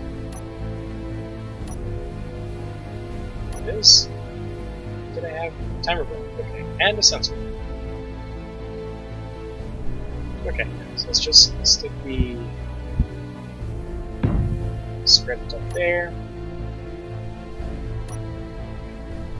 We're going to need a camera. And since it is going to be a drone, we're going to need an antenna. And we also have we're going to need there it is.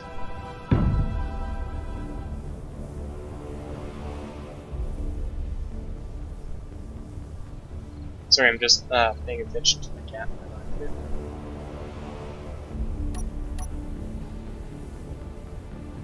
It looks like all we will technically need. Although I did also just realize I forgot to actually leave a space for the thrusters to connect to anything. And that's not really a problem.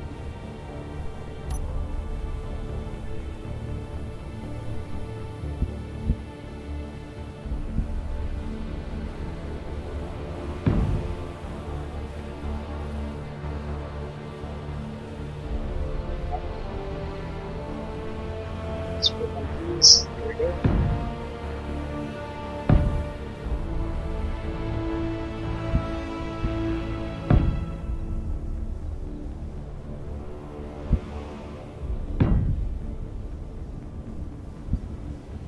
From the positioning that I have, I imagine the drill is going to have to be on the side like this.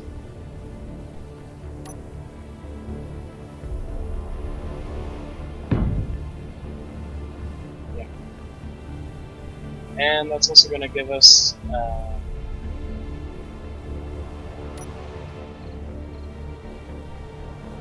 I mount this part? Yes, I believe I can. Alright. So there's a little mount point on the back, that's good.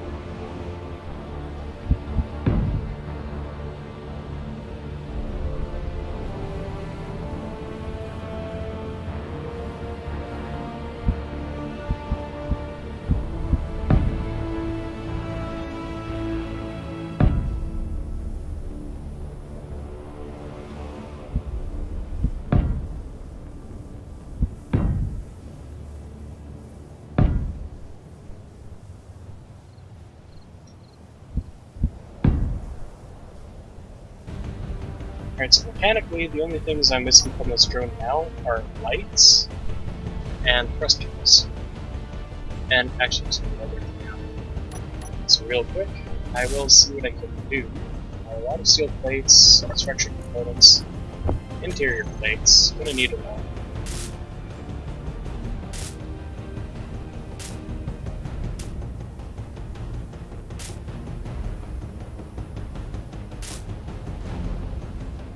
the program, I just forgot what I was going to use the program for.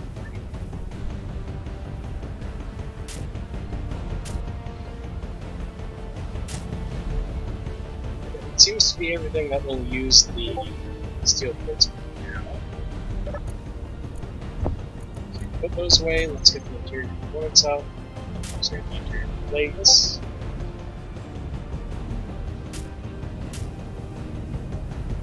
Oh yeah, it was going to be vector thrust because it'll save on thrusters.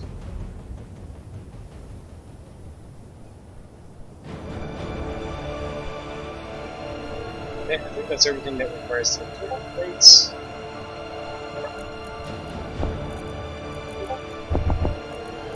I'm going to need some computers and a lot of construction components.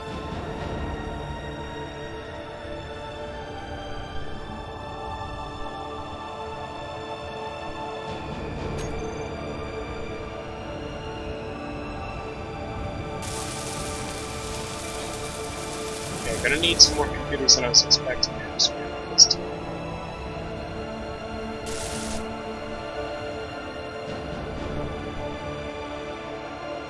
Just enable to control. There we go.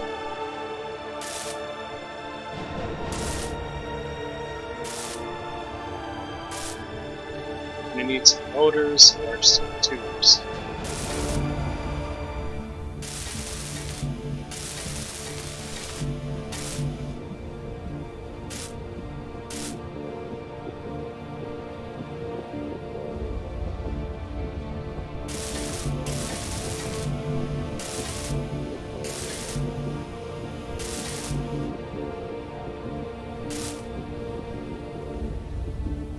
Okay, it seems I've had enough construction components and computers.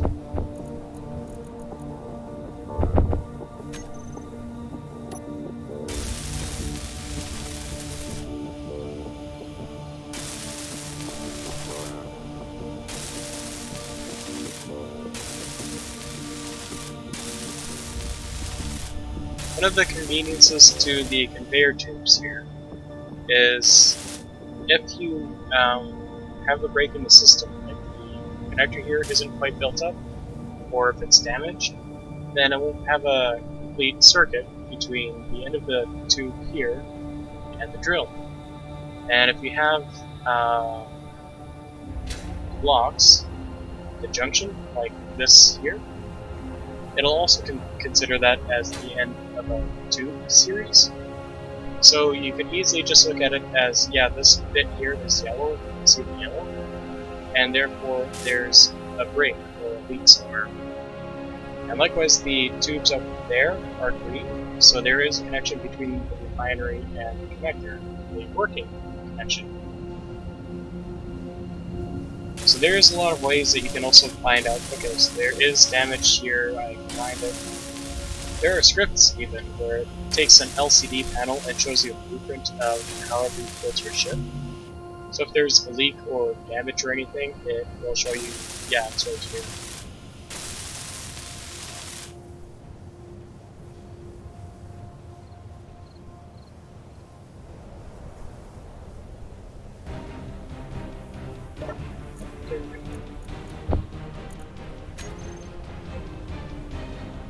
Let's put motors in there. I have the motor in there now.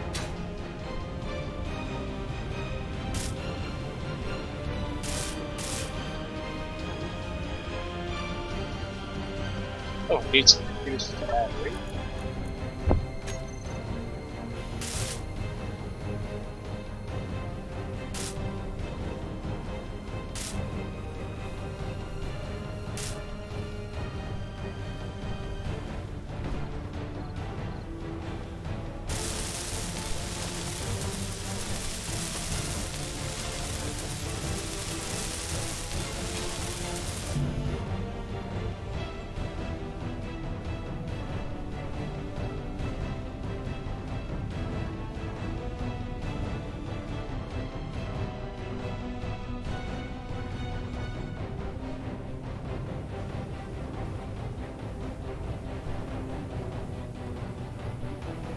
that landing gear is going to be,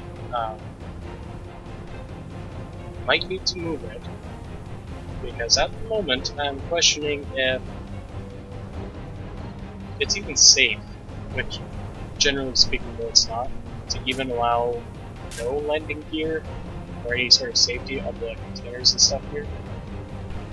Because the battery is also there, and if the power cells in the battery are damaged, you lose the power cells to become scrap metal.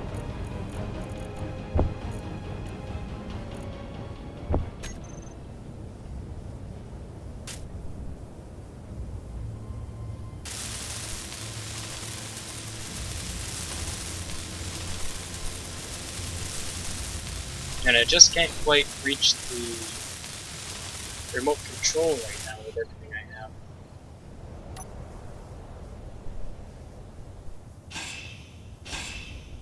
Yeah, it's one of the updates that they had made long time ago is when you build a battery, it now comes 30% fully charged. So now if you were to grind it down, power cells and everything, if they were to just let you keep it as is, that would be just infinite power. Just grind it down, build it again. Grind it down, build it again. So they knew this beforehand, and they put in the mechanic that if you grind the power cells, you lose the power cells. Apparently people still found an exploit against this, being that you can just keep your inventory full, grind down the battery so that you're not taking out any of the components, and that way when you get to the battery, because you're not taking out any of the components, it's still just fine. You can just continue on and rebuild it and it'll be fine.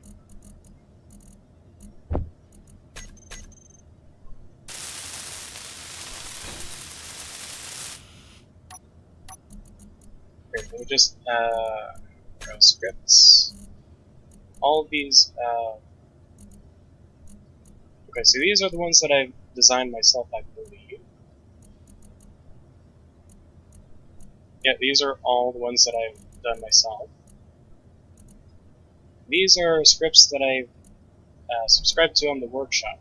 AI mining drone to ship mine materials for me based on, I believe, 2 coordinates. One where you're connected to the connector and one where you're told to find resources.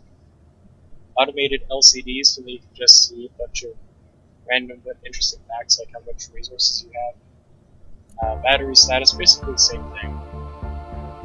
For control, I believe that's if you're building basically a giant turret without actually being a turret, so that you can actually just control it with the mouse.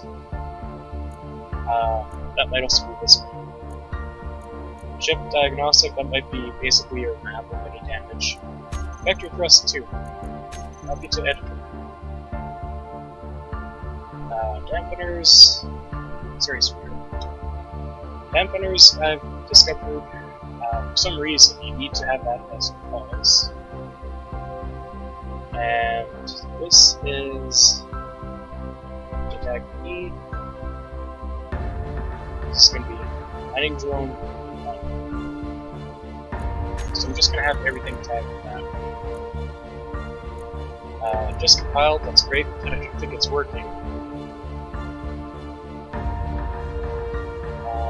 Drill speed 2.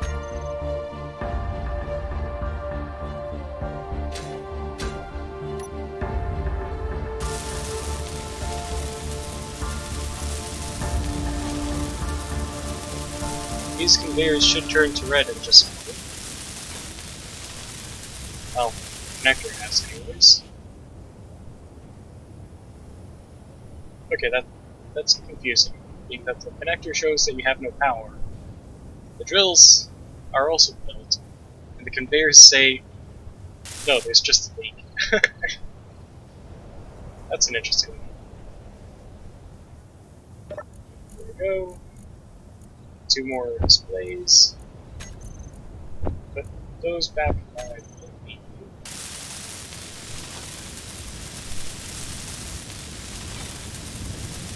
Energy low.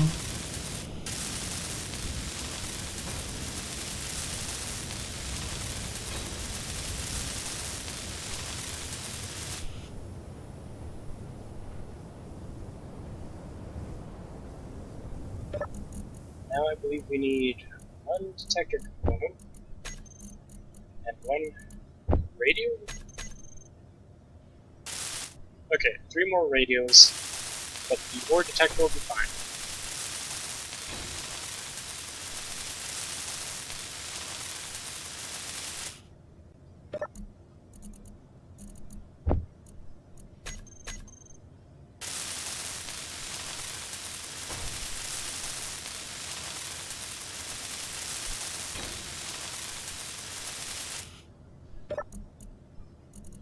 And now I need power cells.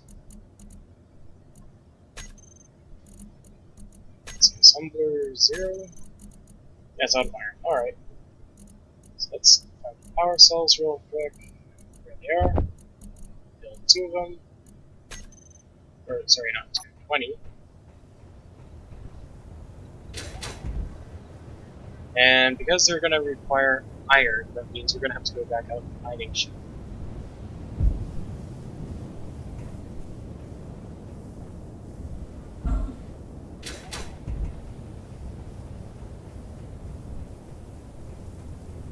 And this also means that we're going to have to rebuild the thrusters.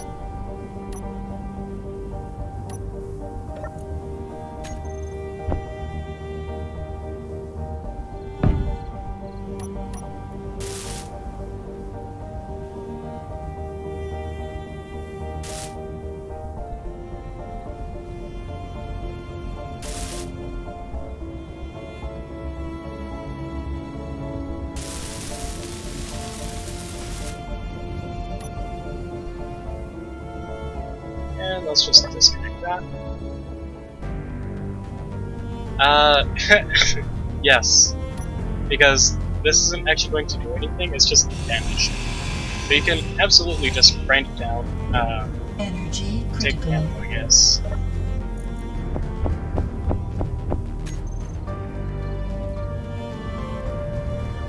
I've been meaning to grind this down and I just never got around to it. Oh, grind that down. Grind on the steel plates. 4.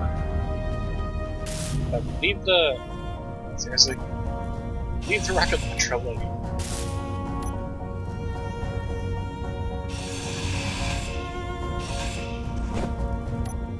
It's even better though, because these are nuclear reactors and they all have uranium in them. That's a lot of uranium. Wow, okay. What? Oh, there's build vision. Okay. I was wondering what happened to that. Maybe it's build vision that's just working in my movie. Alright, so I'm gonna come back to these reactors later and take out all the uranium.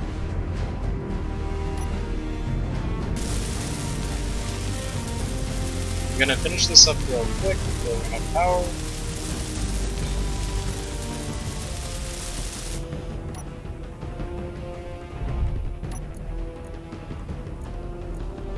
These are mining ship, thruster right, taking out the toolbar, taking out the terminal, apply tags, and just for your reference, this is your toolbar. Hit G like normal, and all blocks that are on your ship that you have not told to hide from the toolbar, like batteries here, they're allowed in the terminal, that's this here, but not in the toolbar config. Thruster program is allowed in the building. So you can go here, put the thruster down on your toolbar, whatever it is, turn it off, on and off, on or off individually. Show on the HUD, don't show it on the HUD, run with default arguments, response size, just whatever arguments you have. Even with block tools, you have the drills. I don't know why that's up there twice, actually. I don't know why I have that. I haven't seen it. You can still use your animations so that you can wave while in your ship. Yeah, there goes my right hand, so you can see it just on the controls. Well, now you're waving.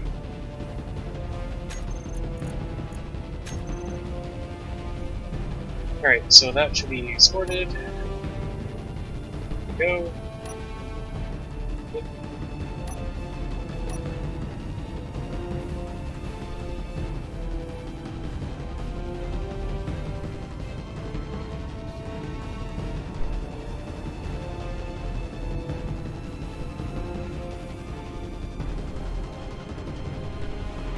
So this is basically what I've been doing in this world since I had the mining chip, basically, is build whatever it is, and oh yeah, you run out of resources. Or you need to actually build something else, and well, you need iron.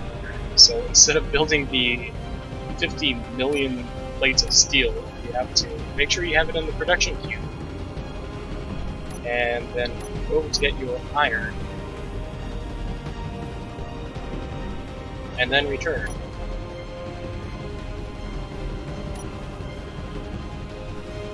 Oh, my suit headlights are still on.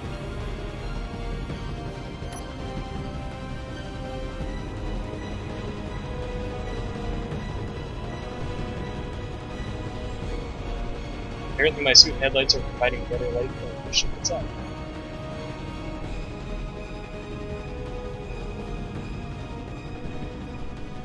So I do also have the camera aimed towards the left like this, because I want to keep an eye on that thruster to my left, to make sure I don't completely and totally destroy it. Which I am getting rather close to some stone there.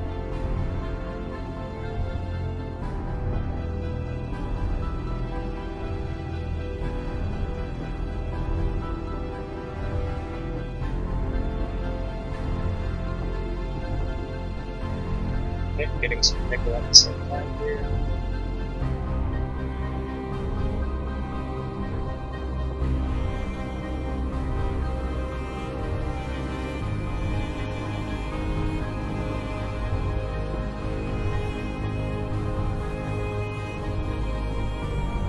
Yeah, it's great. In fact, from what you were just watching earlier, how I was building my mining drone, that's about half the process there.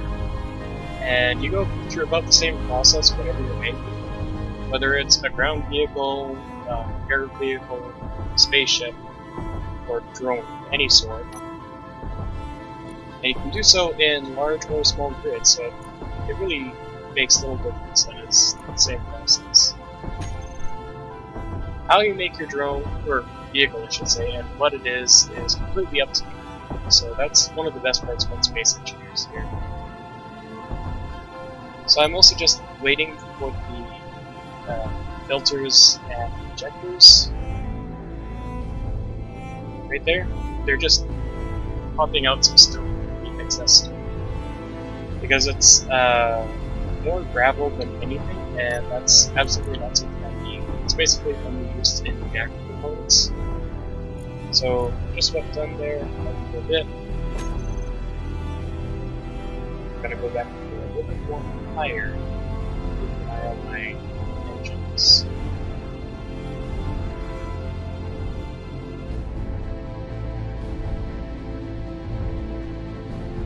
And I suppose the main reason that I have to worry about my individual components like the thrusters, in this case, is part of vector thrust, or the way it just handles the engines, and in part because I have just damage in general. So if I'm not careful, if I can damage my own ship, I basically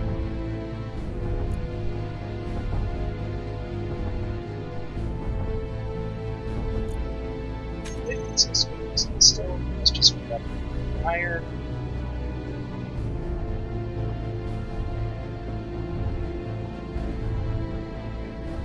Okay.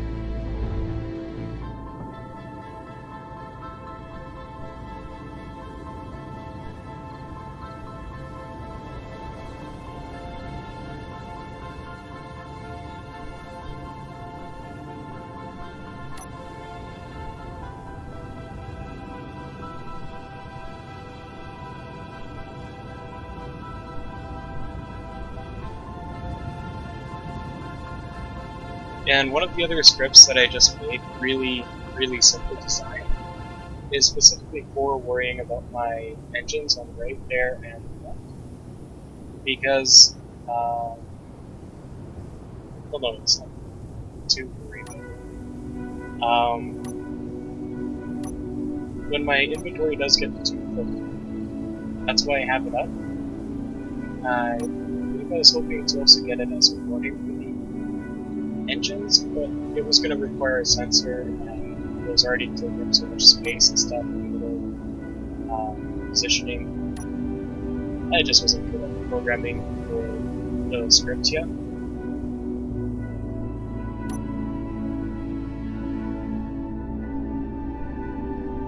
But what I do have is,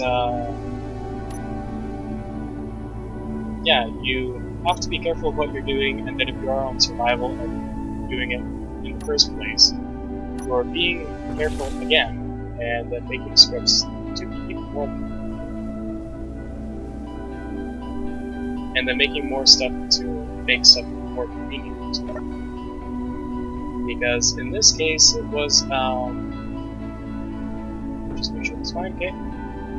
Because it was your landing ship first, or my landing ship, and then I went to the truck, working on the base a bit, or something anyways. And then the shuttle here comes next, because it's just more convenient. Fuel low. And then you have more problems because of the fact that you damage your engines so easily. So you either learn more behaviors to be careful about that, or you make some scripts to help you out.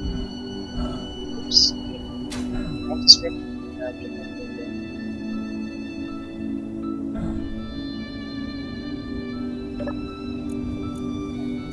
Hydrogen bomb over.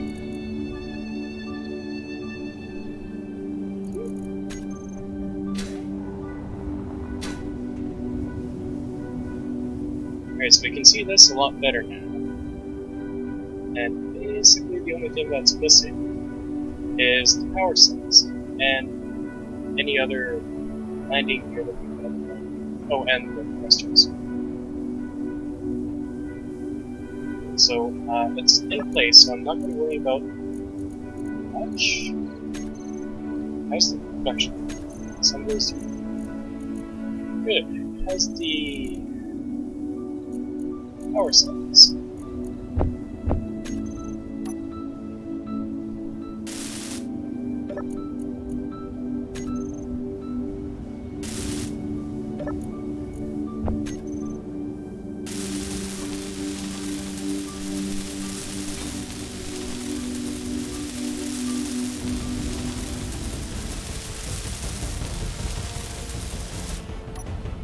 Now the best part about this is I could be standing over here with Chip T, and I forgot to actually use their name. Turn is on. This is MSC.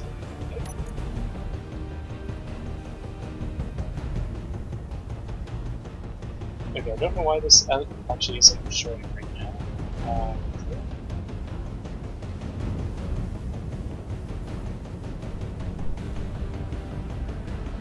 Okay, small grid should be the drone. There should be big grid. Also a small grid. Okay. I forgot what the name of the ship was. Okay, let's just name this real quick. Info static quick. Okay, yeah. Mobile mining. Okay. Now, just for the sake of... Oh, I know what's wrong. My broadcast is on.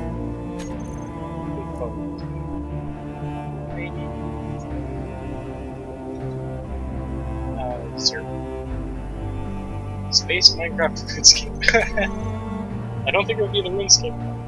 Alright, broadcasting is on. There we go. There we go. Mining control 0. Control. Now, let's block tools. Put the drills on. View. There we go. Now, we can't actually move this because the landing gear, although complete, is actually blocking the vehicle to the ground. So all we can do is view us controlling the drone without any seat. We are doing this with our suit broadcast, which has a range of, I believe, 500 meters. So the only thing we can do is spin the drills Or not. Okay. F, and F. There we go. So we have control of the drone. The drone has power. In fact, how much power does it have? Battery. It has 13 hours of power. That's a massive amount of power. So this is 9-0. Oh, I forgot to label that as battery. This is also our prototype. How hastily we built it, and I'm not actually entirely sure what to expect here. So, mining drone 0 to 10 now. And 5,000 meter broadcast range should be fine. We can show the ship name, that'd be a good idea. Actually, we don't even need to do that because we already put in the tag. Let's see. Mining drone 0. If you see my right arm going up like this, it's because the cat's coming up with a disruptor little stick. Select launcher type? What? What is that? I've never seen that before. Okay, we now have this in the toolbar config, so let's get rid of that. That toolbar config now. Let's see. 0, drill, 0, and let's have this. D0, right. We don't need the toolbar config or the doctor.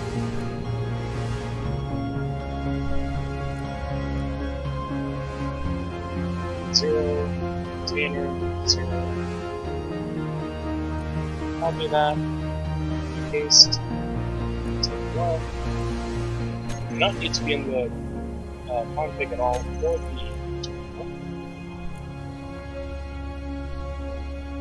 MD0, and basically the way I name this is the little tag at the front, MD0, is so I know what vehicle it belongs to. In this case, the mining drone 0, and then the name afterwards is again just identical. The game doesn't need to know this, the object doesn't need to know this. You can name the drills that I had, for instance, you can name them both drill 0, and it'll be just fine. The only purpose of the naming right here is so that you yourself know what it is. If you're going to use a programmable block that has those, so you can do that too, so it knows what it is. You're going to be putting it in, so you know what it is. 0, this has to be programmed system. That will need to be in the toolbar config and the terminal for safety. MD0 controller. Oh! Haha! I forgot the gyroscope. Okay. Well, it's a good thing we haven't done anything because it can't turn. Right, where's the gyroscope? Gyroscope. It is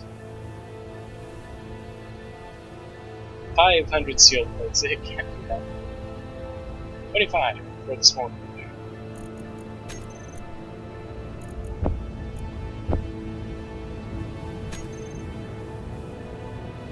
Let's stick the gyroscope over here. And a large steel tube.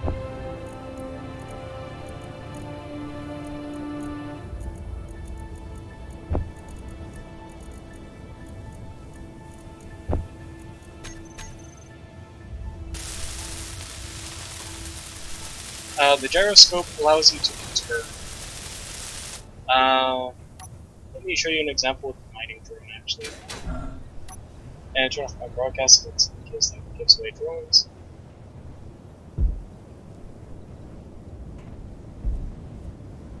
So the gyroscope is most useful in space or in aircraft that don't use airplane aerodynamic mods. So in the case of right here, I'm even going to demonstrate this without actually turning sorry, turning on the thrusters. And I can't remember what the gyroscope actually is. It's, oh,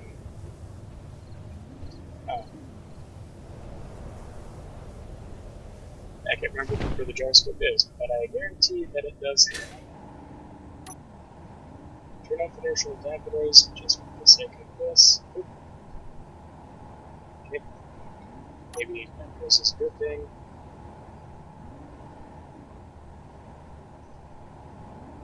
Okay, can't quite fit. Oh, wait, there we go. Okay, so there's the second programmable block. And I don't know what that is I'm bumping into. That's a landing gear. That's the rear landing gear. Okay, so that was the programmable block. Please let me out.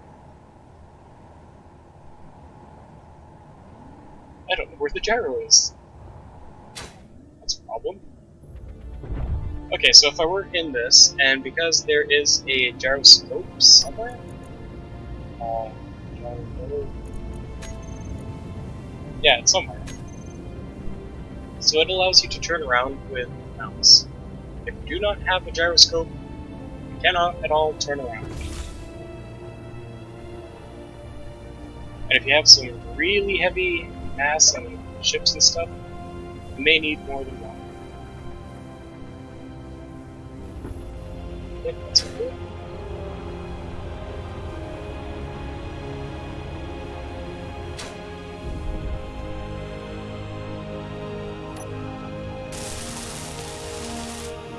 Yes, it's exactly your rotation force.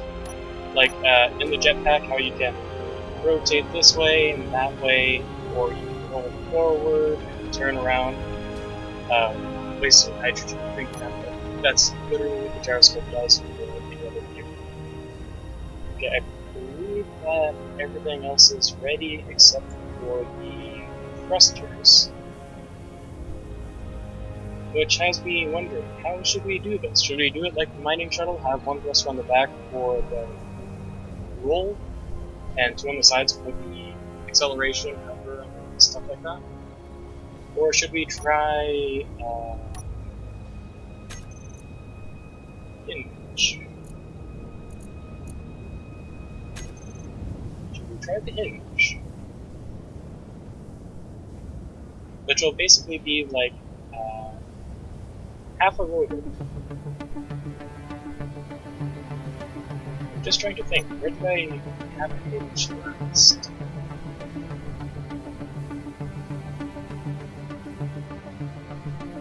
Oh, that was in my intermission screen. I put it on this other thing.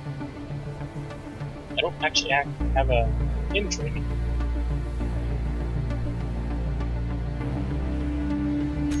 Oh, and it put the hinge in the wrong place. Hinge over there. Because I need my rifle on the left.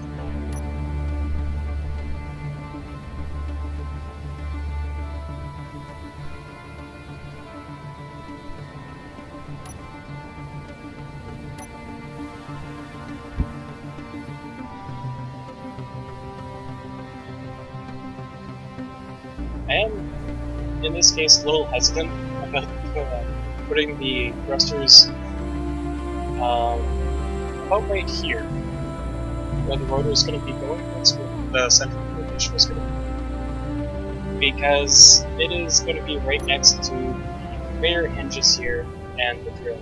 They're basically in the way. But I have two drills, and that's going to at least be optimal behind it.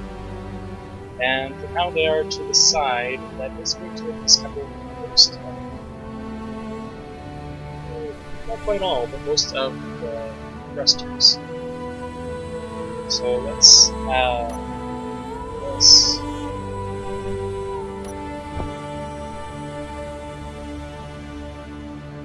Why can't I?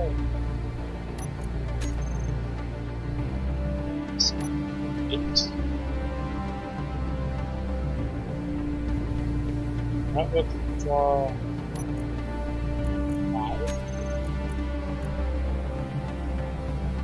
Why can I not withdraw?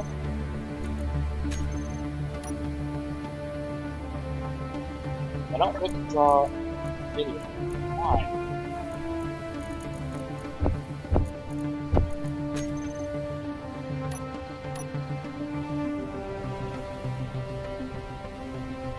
Cannot withdraw it.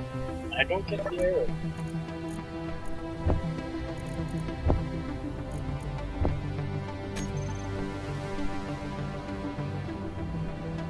Let's put the thruster. Let's see.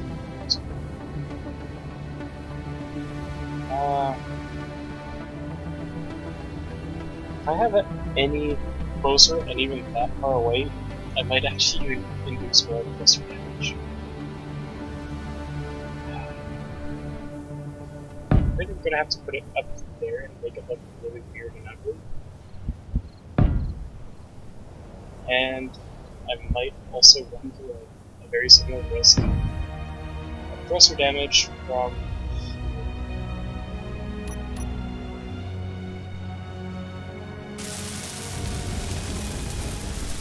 Let's start building out, because that won't be a problem just right now.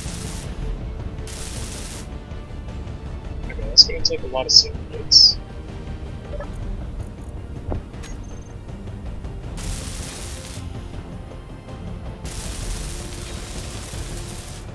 And a lot of small slits moves.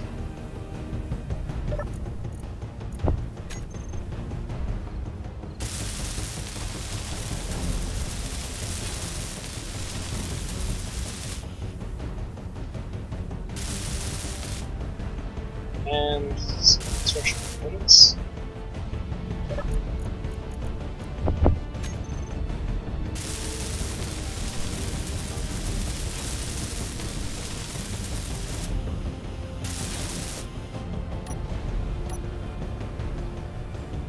Let's see. Thrusters. I want large because if we're going to be picking up iron or ores in general, it's going to be a lot. And just looking at the size of that. Okay. So just looking at the size of the thruster here makes me worried.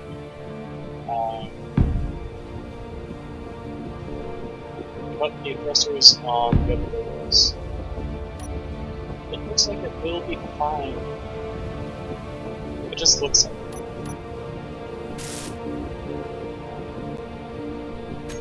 Let's get rid of the build counter there and just pause it all the units. Can we slow down? Alright, we're gonna have to build this manually.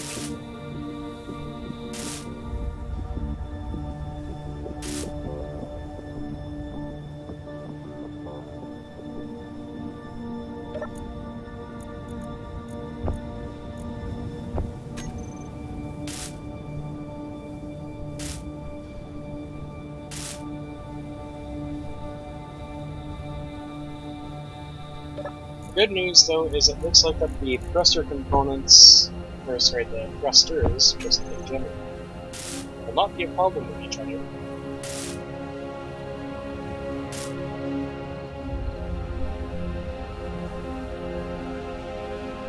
And I only might get some damage on the screen this episode. So, with those, and then still hits. Or kind of meat cities. Okay, middle grids and then movers.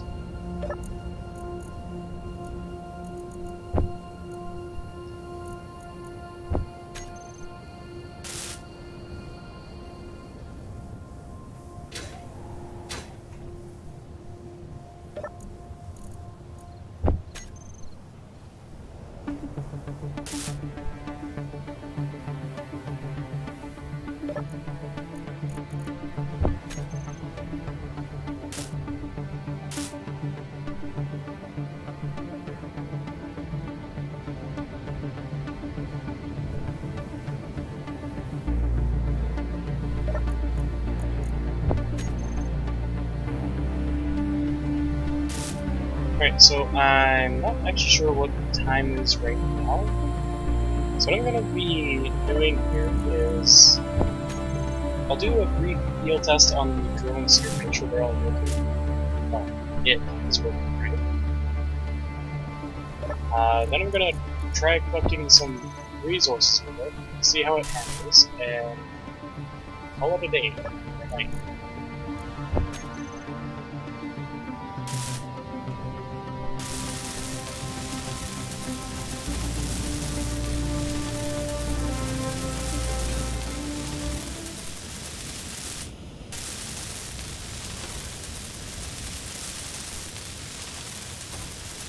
And I will actually also need to get some landing in a better ideal place. Uh-oh. What's going on?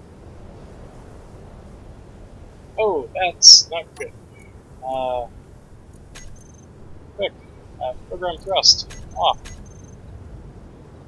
That was not smart. Where's it? Thruster. That's disabled. That's disabled? What?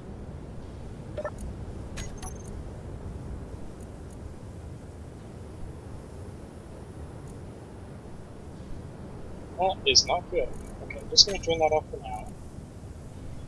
And that is at least D0 thruster here.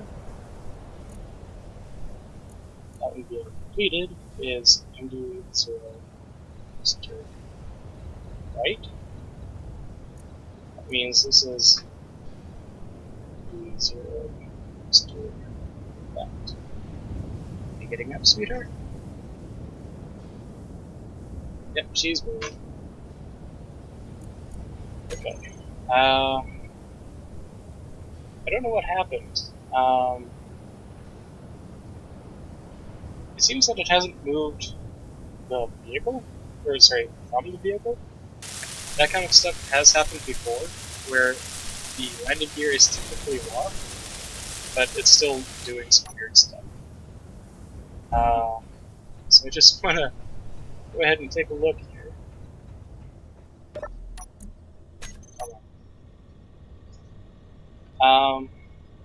Okay. So I am locked into the base, which means I physically cannot move unless I manage to move the entire base. Looking at the landing gear, it might have moved. As I was just saying that the landing gear might have done. Alright, all three of those are now built up. I fear turning the rear thruster back on. MD0, gyro, gyro,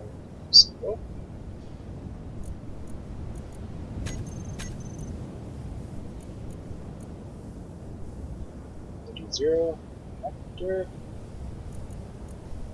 do not show in the terminal. Container 1. Oh right, this is now. Controller should not need to be in the toolbar because I'll probably be using it right now. Should probably keep it in the terminal. Bring that up to max range. Show the terminal.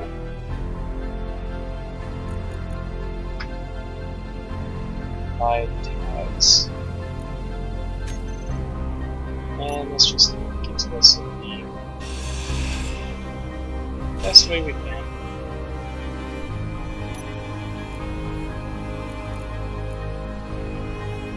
MD0 load to right.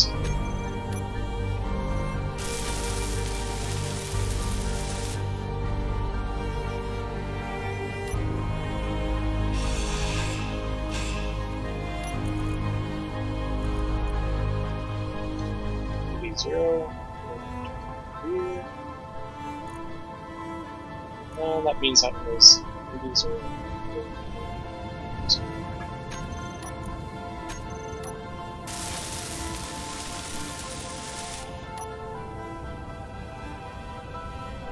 before I get hit by anything, let's step away.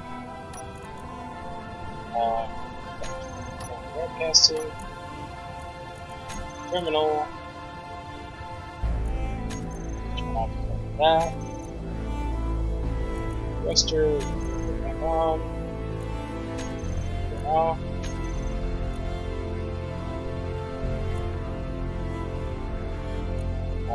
Program. Turn it on. Run. Tag should be applied. Yep, it's applied to the tags. That's good.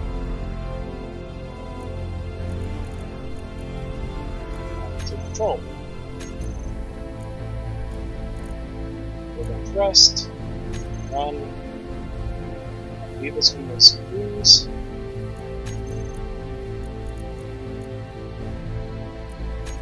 Run. Back.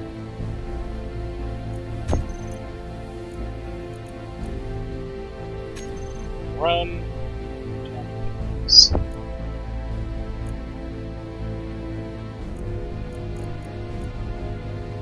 Toggle this on and off. And so broadcasting on and off.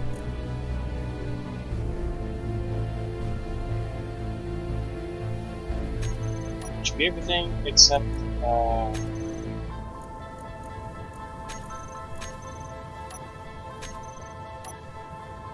chip has been disappeared. Terminal.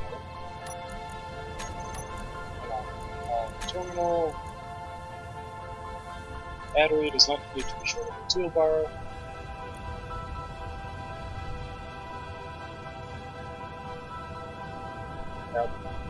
We might be safe here, just disconnected the landing gear.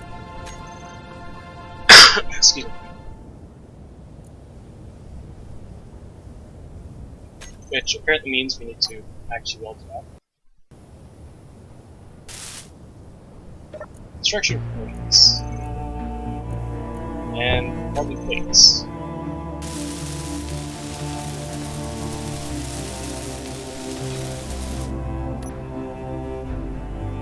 Alright, let's give this a test. Take control. In fact, now switch lock. Let's turn that on. There we go. Oh, okay. 7. Look at that. We're in control. There we go. Stop cruising. Okay, what is going on? What is seriously going on?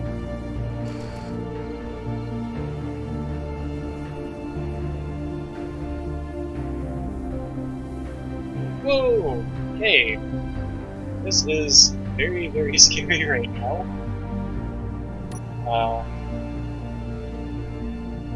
Okay, so all the thrusters are on. Let's try resetting because it is doing stuff.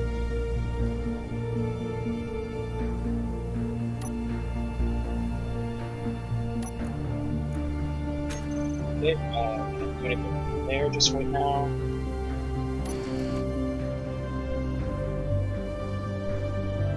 Okay, move back. Up. Why is it doing that? Why is it doing that? No! This is not good. I don't even know what's going on. Okay, we're gonna have to disconnect.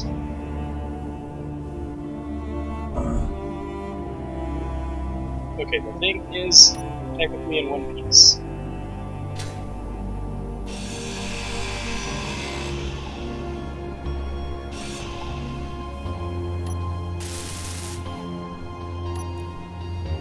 Let's also just find the drive. It is. And this down to 50, because that was way too strong. Oh, okay. 0.1. Fuel critical. Yeah, I don't know what's going on with this right now. Uh,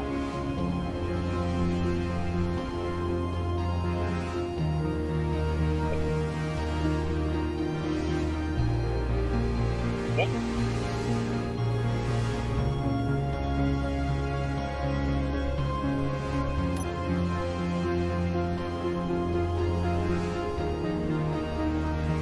Okay, I really don't know what's going on right now.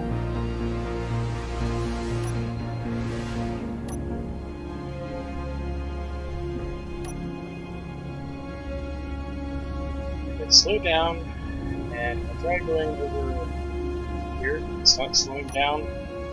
There. Why does it do this? Why does it? No, don't. Oh man, this is really weird. I can't seem to fly it. Alright, if I were to go over this way, will it start doing stuff? Yes, it will. Oh, crap. Oh, okay, I destroyed something.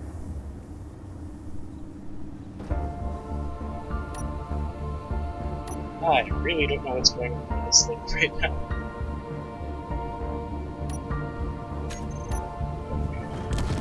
Oh, well, there goes another there. Fuel critical.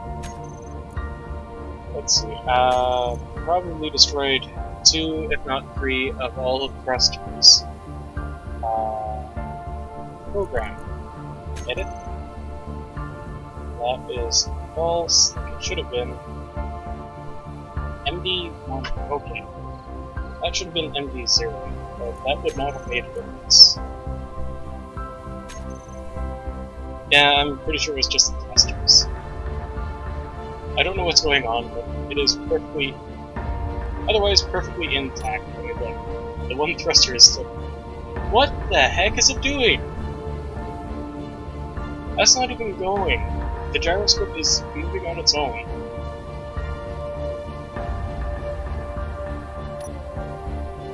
It's just spinning out on its own.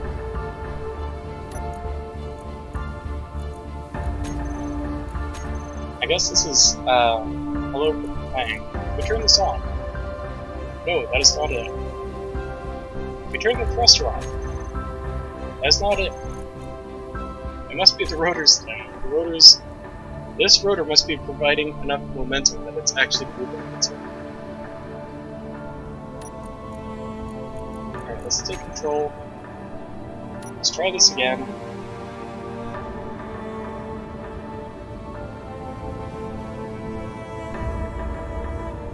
This is not good. Oh boy. Oh look at that, thruster's vector thrust has a thing here. 3, no. Jetpack, no. Okay, this thing Fuel is critical. completely, I don't know. What does this say? Target, Excel, 1G, thrusters false, dampeners false, screws false, active nacelles 1. Okay. It is partially doing what it's supposed to be doing. That might be a good idea. Thrust, turn that off. Rotor, that is the rotor connection. Off. It's still moving. Oh, now it's been disconnected. Did it actually just run out of power? Let's see, battery. No, that's still going. Oh, it just slid out of range. Okay. Let's just exit the main menu, not save changes before quitting. I don't know what was going on. That looks like a during experiment screenshot.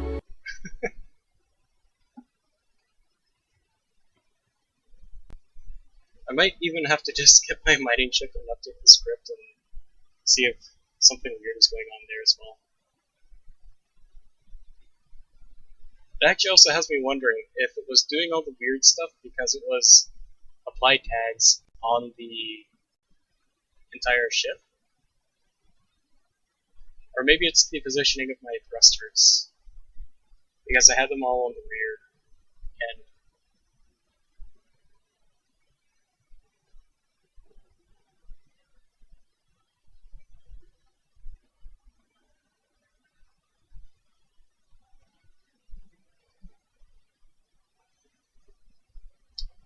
Yeah, that's a good point. I actually need to be hitting up myself.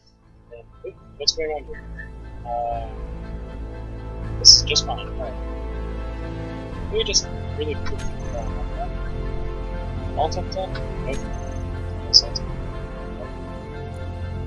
up. Native creative. Go. Let's place this again. Right side up.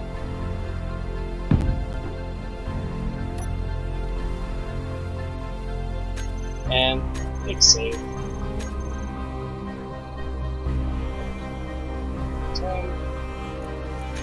There we go. Terminal. Program thrust. Hit.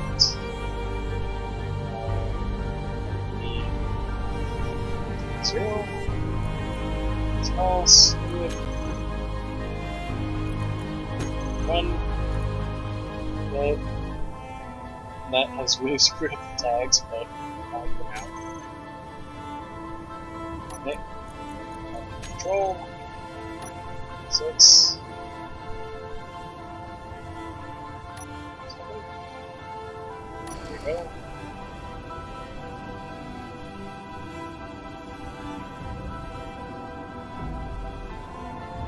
Okay, what do you know? It's actually. Oh, wait, no, I know what's going on. There's a lot of bang.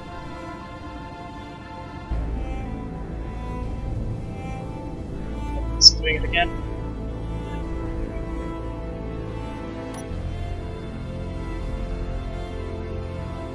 Yeah, I know what's going on now.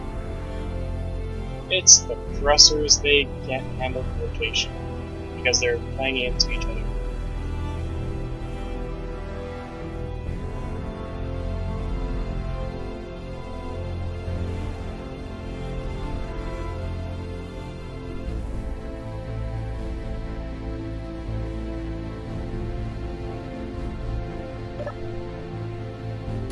I'm just gonna bend you up the way. And then that should be safe to just leave it as is.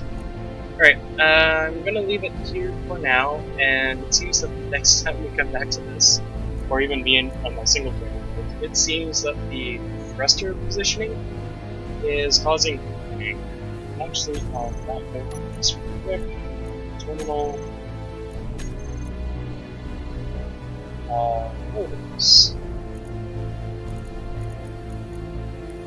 displacement. Yeah, let's see if that'll do anything. Okay.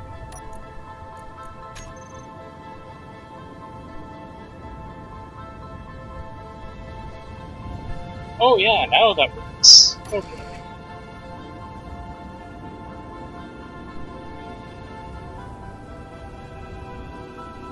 Yeah, that works perfect.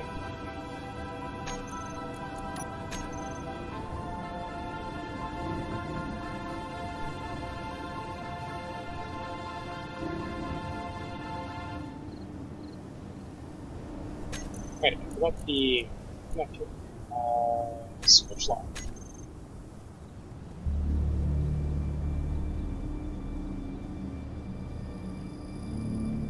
There we go.